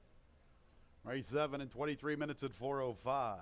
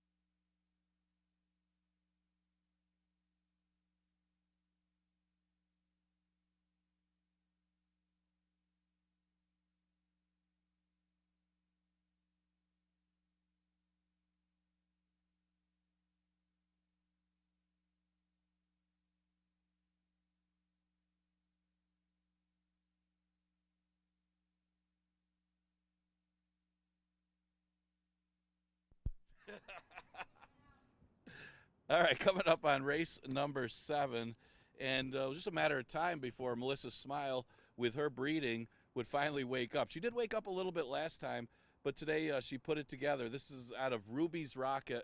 What a great filly and mare Ruby's Rocket turned out to be. She was one of the top female horses here back in her day, and of course by micromanage. That horse got some really good breeding, and it's good to see her running for Kathleen Babcock and Dave Brown. Wilfredo Regino aboard for the victory. We woke up at big odds today, at odds of 30 to 1. All right, let's look at the 7th. It's an allowance event. The current favorite is the 6, Veradia. Veradia at odds of 1 to 2 right now, and on paper deservedly so as far as their numbers are concerned. She's still got to run the race, and she's still got to perform as well as she did in Saratoga here if she's going to beat this field. It's a pretty good group of fillies and mares, and she does have the class and the talent to do so. But first trip over the track, there's always that vulnerability. She's at odds of 1 to 2, though, getting a lot of early play. Whispering Rose, well, what can you say about Whispering Rose? She's had her chances. She's got 4 straight second-place finishes. She's had some bad racing luck as far as trying to catch some good speed horses that have been alone on the lead, or maybe last time she had a lot of momentum going and she didn't quite get there. So maybe one of these days she'll get the right kind of trip that she'll be able to catch the speed and win the race. But she's a good check getter, at least the last few starts. A lot of seconds, though, for Whispering Rose. Maybe a good horse to put in the second or third hole. She's right now at odds of 6 to 1. At 10 to 1 is the 2 Fleet of Bell. This one going very well, very good for Ilmar Loaiza. She stretches back out, and she ran well in a route in the Jack Better Be Right Stakes, where she just missed against a long shot winner, Mad for Fame. So looking to get another top 2 finish here, and with her numbers, should be able to do so with the right kind of trip. So that's 4 in a row that she's been in the exacta against some really good allowance groups. So she's right now at odds of 9 to 1. Some of the horses getting some action for the 7th. With the 8 race card, this is the last double of the day. Exacta Tri Super also offered.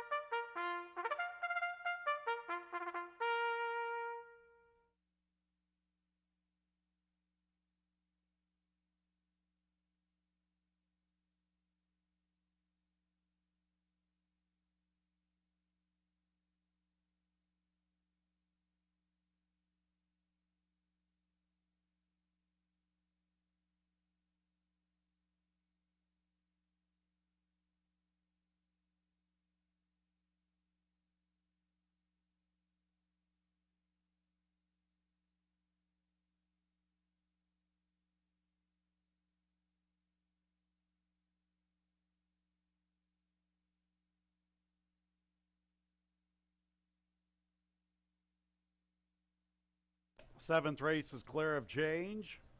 New York Breds, Fillies and Mares, first state bred condition, 1 mile and 70 yards. Here they are. 1 Whispering Rose, Oscar Gomez. 2 is Fleet de Belle, Sammy Cardona.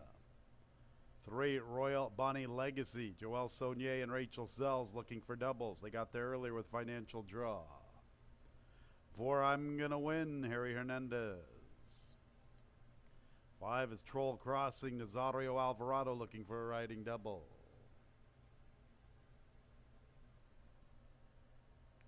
6 is Varadia, the big favorite, John Davila Jr., 3 to 5. 7 is Sister Patricia, Jose Rohina. 8, Van Kozen, Jackie Davis looking for another winner. 9, Fair Lassie, Kevin Navarro, stablemate to the 1 Whispering Rose, both conditioned by Ralphie D. And the 10, Do What It Takes, Michael Davila Jr., Rivercard Stable, and Jim Aquilano looking for doubles. They won the opener with Armando's team. Just a couple of minutes until the 7th race. It starts our late double. It's clear of change.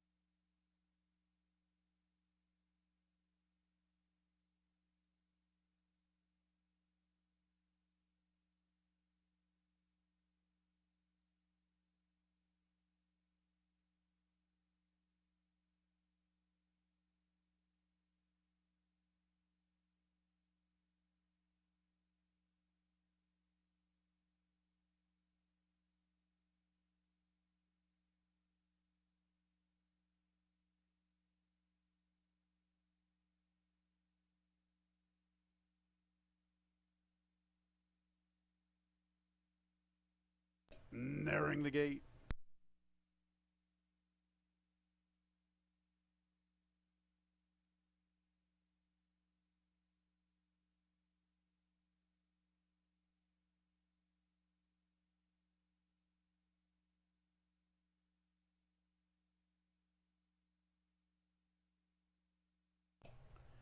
It's post time for the 7th race. 10 Fillies and Mares, New York Breds, first state bred condition. 6 Varadia, dominating the board, 3 to 5. The 1 Whispering Rose, 4 consecutive runner-up efforts, second choice at 5 to 1. 2 Fleet de Belle, third choice, 6 to 1. Whispering Rose and Fleet de Belle are in. Here's Royal Bonnie Legacy. Next will be Long Shot, I'm Gonna Win, one of the long shots. There are some bigger prices, including Troll Crossing will be to her outside. There's Troll Crossing. It's all about Varadia, 3-5. Invading from Saratoga. She's on the stretch out. She gets all of the wagering attention. Her sister Patricia. Van Kozen, one of the big long shots. Fair Lassie, stablemate to Whispering Rose, both conditioned by her Alfie D. And River Card Stables and Jim Aquilano's Do What It Takes to the outside. 4-5 Varadia, 3-1 Whispering Rose, State Bred Fillies and Mares, 10 in the gate. And there they go. Troll Crossing is out for the lead. Sister Patricia shows pace. Van Kozen wants to go. Fair Lassie forwardly positioned.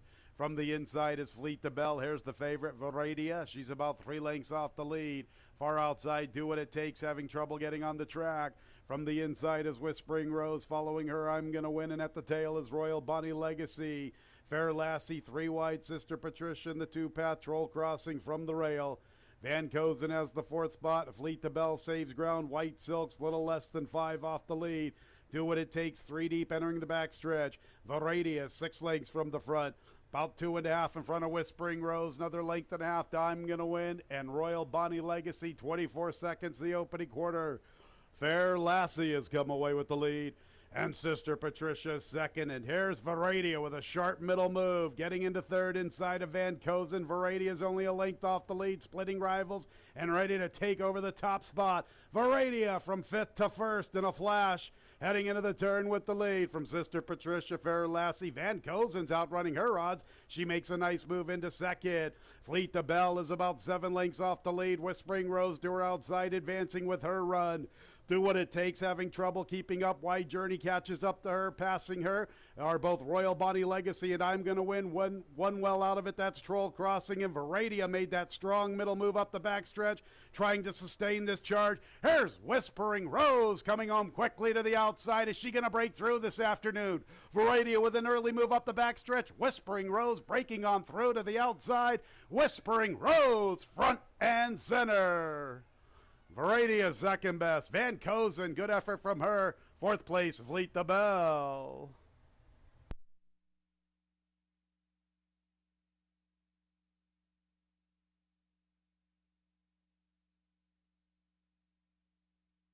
Lots of stuff happening there. It started up the backstretch with that strong middle early move by Varadia.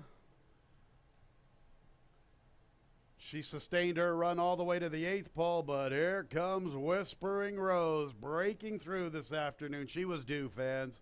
3-1's a nice price. She's been knocking on the door in this condition, 4 consecutive runner-up efforts today with her breakthrough performance. Whispering Rose going away under the wire. 2nd place, 6 Varadia. Photo 3rd and 4th, 146 and 28/100ths, the final running time.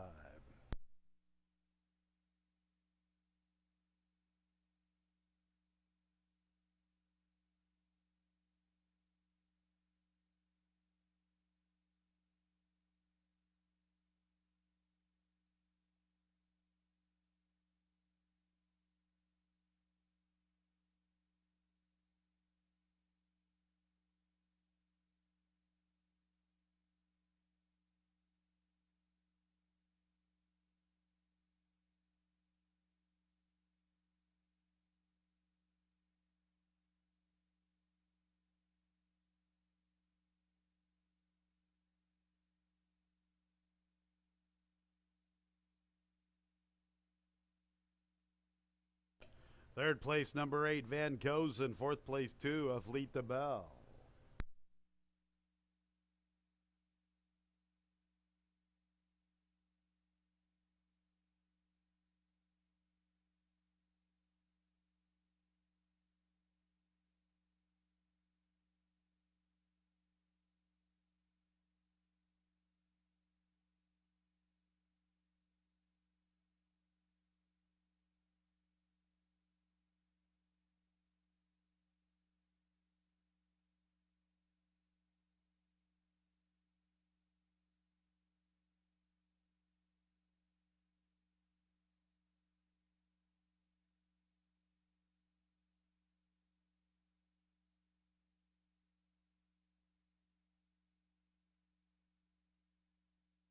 Seventh race is official. Entering the winner's circle is the one Whispering Rose, 4-year-old Chestnut filly by a Fleet Alex out of the Great Britain mare Whispered. Owned by Gumster Stable LLC, winning trainer Alfie D. Ralph D'Alessandro, the winning jockey, is the Missile Oscar Gomez. Winner was bred in New York by Peter Moore. Seventh race is official. 1682 exacta $21.80, trifecta $174, the dollar super $765.50. A 5-1 double $368.50. 50-cent pick 3 151 $2,719.50. One more race to go on the Tuesday card. 7 got to like it. Make the jockey John Berrios. 10 striking Mike, 1 pound over. The nightcap in 22 minutes at 4:35.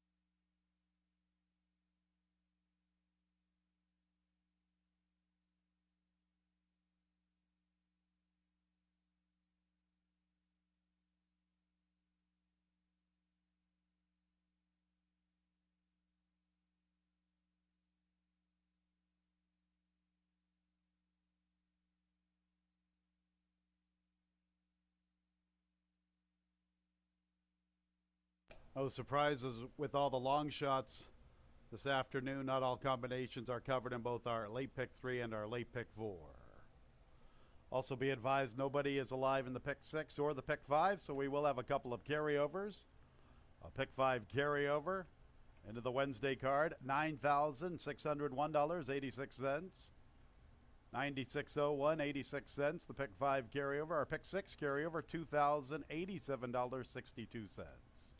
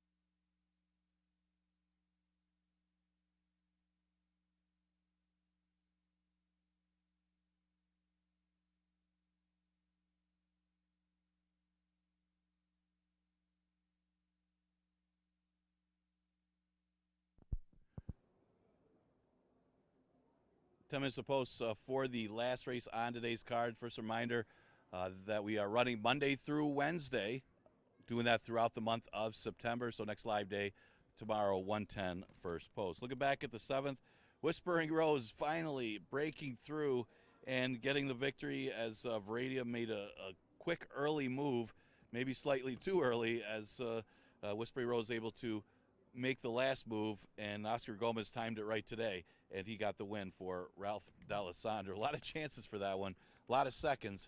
Today was her day. All right, last race, a 5,000 claimer, never won 3 condition, going 5.5. Good final race with a wide open group here. You got JP's song, who's the inside speed of the race, getting a little action. Very lightly raced, only making his 3rd start of the year. Had been off since October, won off the layoff in May, and then he didn't see the horse again for till July, and now a little bit of a layoff since then. And that was a tougher field that he was up against in the 7,500 group last time. So just a matter of is this horse at his sharpest coming off this layoff, and can he lead these the entire way? A lot of questions there. Healy's Hope, well, he needs the pace, as he's the opposite style runner as JP's song. He's going to come from way out of it. 5.5, you know, he does have a win at 5.5, but you'd probably like him a little better if he had more distance because of that late kick. But he does drop in class here to 5,000, and you know, maybe you won't see him much early, but you should look for him late if he's trying to rally after these horses, because the race that comes out of the numbers he has should beat these. I think the one thing that might not would be pace, and the distance might be the only thing up against it for Healy's Hope.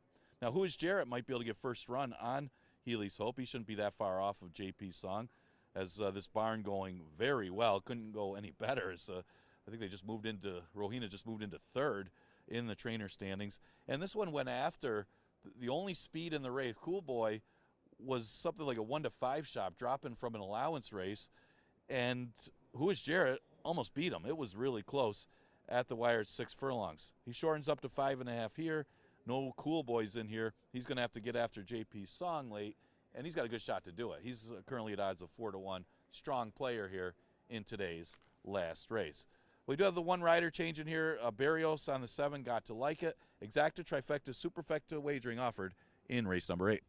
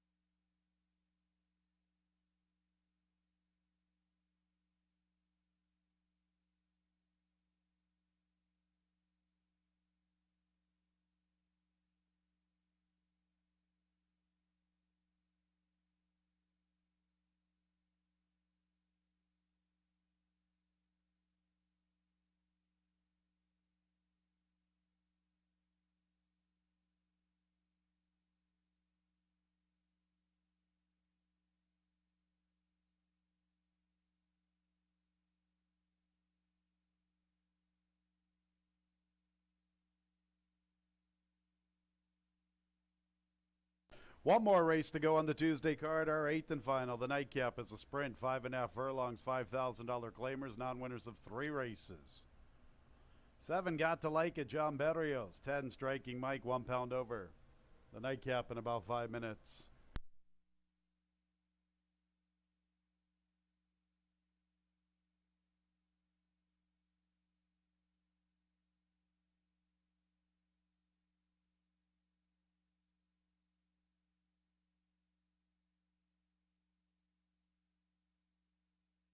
Here they are. 1, JP Song, John Davila Jr. 2, Who is Jarrett, Wilfredo Rohina looking for a riding double. Sugar Rohina, training double. 3, Unwavering, Carlos Camillo. The 4 is Healy's Hope, the favorite at 5-2, Luis Perez looking to bookend our Tuesday program.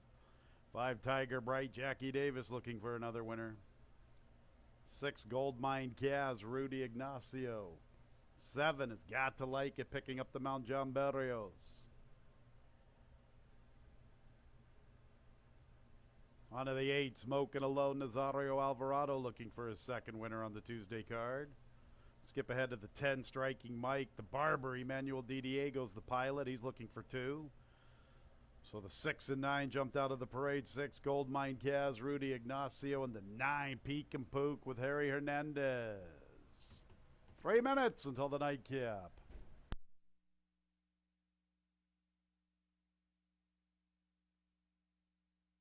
Some nice prices this afternoon, fans. We have a couple of carryovers into the Wednesday card. Pick 5 carryover, $9,601.86. And in our jackpot pick 6, just shy of $2,100, $2,087.62. Live racing again tomorrow, 110 with a couple of carryovers.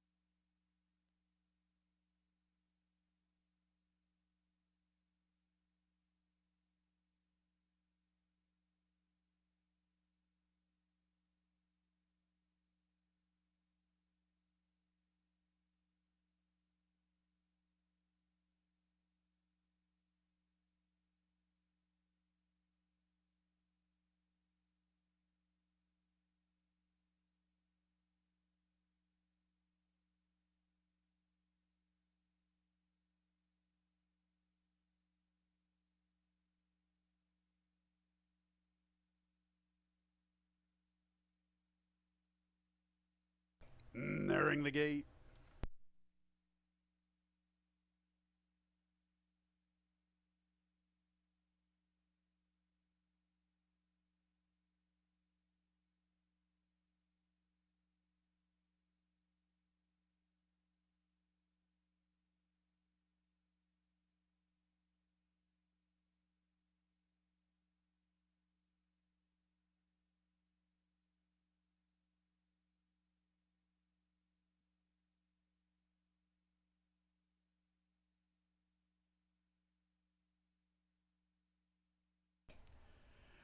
It's post time for the nightcap.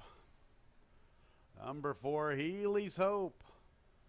He was the favorite. Now he's the second choice at 5-2. The 2, Who is Jarrett's now the 2-1 favorite. Field of 10 at the gate. JP Song, the first one in. Who is Jarrett, the current 2-1 favorite. The 4, Healy's Hope, is 5-2. 1, JP Song, third choice at 4-1. Here comes Unwavering. Next will be Healy's Hope. Luis Perez looking for a riding double, looking to bookend the Tuesday card. Up next will be Tiger Bright. Tiger Bright and Peek and Pook with very similar looks, at least for the silks and the cap. The cap looks turquoise on the 5, Tiger Bright. Different color blinkers. There's Gold Mine Kaz. Got to like it. Yeah, you'll like it if he wins. 46-1. 3 to load. Smoking Alone, Peek and Pook, and Striking Mike. Healy's Hope, slight favorite, 2-1. And the 2, Who is Jarrett, also 2-1. JP Song, 3-1 on the board. Striking Mike, the last of 10. Ready for the nightcap. And there they go, Peek and Pook towards the tail. Striking Mike shows pace with Got to Like It. JP's Gusto wants to go, so too does Unwavering. Smokin' Alone's up close, so too is Tiger Bright. Only 3 off the lead, now held by JP Song. Who is Jarrett fourth last, Peek and Pook third last, Goldmine Caz second last, Healy's Hope a late runner is the last of all, and JP's Gusto is sent to the lead, and John Davila Jr. is employing his speed at the 3/8, 2 length Striking Mike. Unwavering makes a move into third, progressing nicely up the inside. Got to Like It backpedals a bit. Smokin' Alone's on the move with the overland route. He vies for second. Orange Silk's 4 off the lead. Peek and Pook is 7 from the front, progressing along the inside. Who is Jarrett? Tough Trip from the rail. I'm going to Goldmine Caz, Tiger Bright. Healy's Hope's really picking up his stride. Here comes Healy's Hope from well out of it. They're in the lane. Final furlong to travel. We better key on Healy's Hope, guided to the far outside. He's going to try to come and get Smokin' Alone. Smokin' Alone. Healy's Hope to the far outside. Smokin' Alone chased home by Healy's Hope. Healy's Hope. Smokin' Alone. Smokin' Alone. Smokin' Alone from Healy's Hope. Who is Jarrett third? Fourth and fifth involves Unwavering and Striking Mike.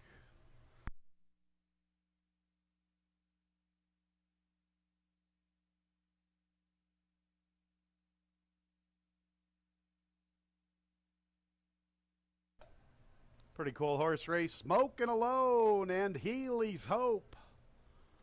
Photo finish. 1 minute 6 and 49 100ths the final time.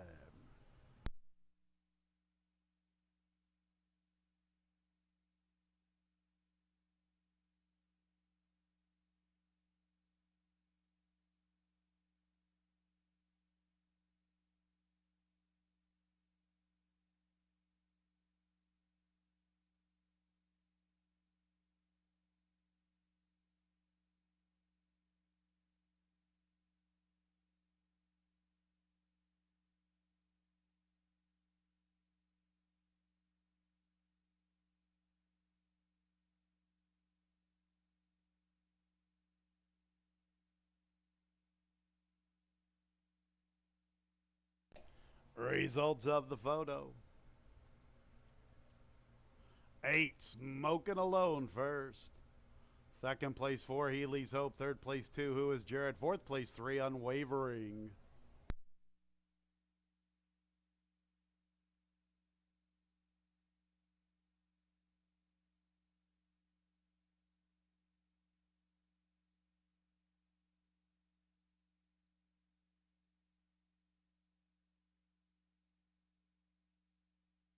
Two in a row, Smokin' Alone. 5-year-old Chestnut Gelding by Catamize out of the Dam. Lunch with Godzilla. Owned by Michael and Melissa Sabine. Mike Sabine, the winning trainer. Bred in New York by Mike. Smokin' Alone was ridden by Nazario Alvarado, a double for Naz.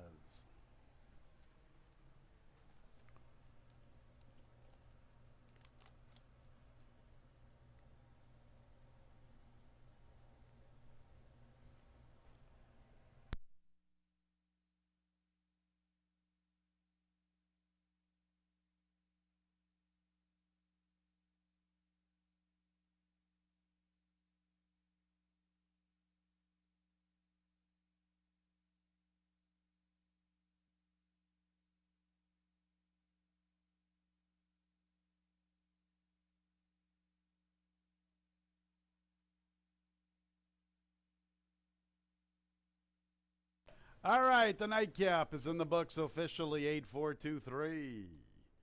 Exacta $150, trifecta $105.75, dollar super $1,830. Some nice payoffs this afternoon. Our 1-8 late double, $148.50. 5-1-8 late pick 3, $2,211.50. Better than $7,200 in the late pick 4. And 4 out of 6 in the pick 6, $141.20.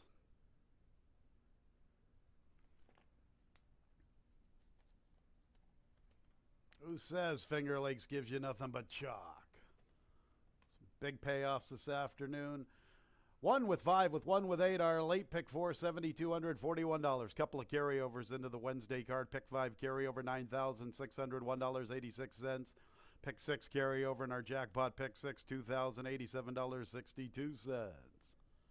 2 carryovers to think about tomorrow. Wednesday card commencing at 110. A claim from the nightcap. Third place finisher 2, who is Jarrett, moves to the barn of the Murph. Tim Murphy, owner-trainer, claiming 2, who is Jarrett from the nightcap. That's it for our Tuesday card. Sure hope you had a great afternoon of racing. We'll do it all over again tomorrow. 110 first post. When leaving the track, please drive very carefully. This has been racing from Finger Lakes Gaming and Racetrack. Good night, everyone.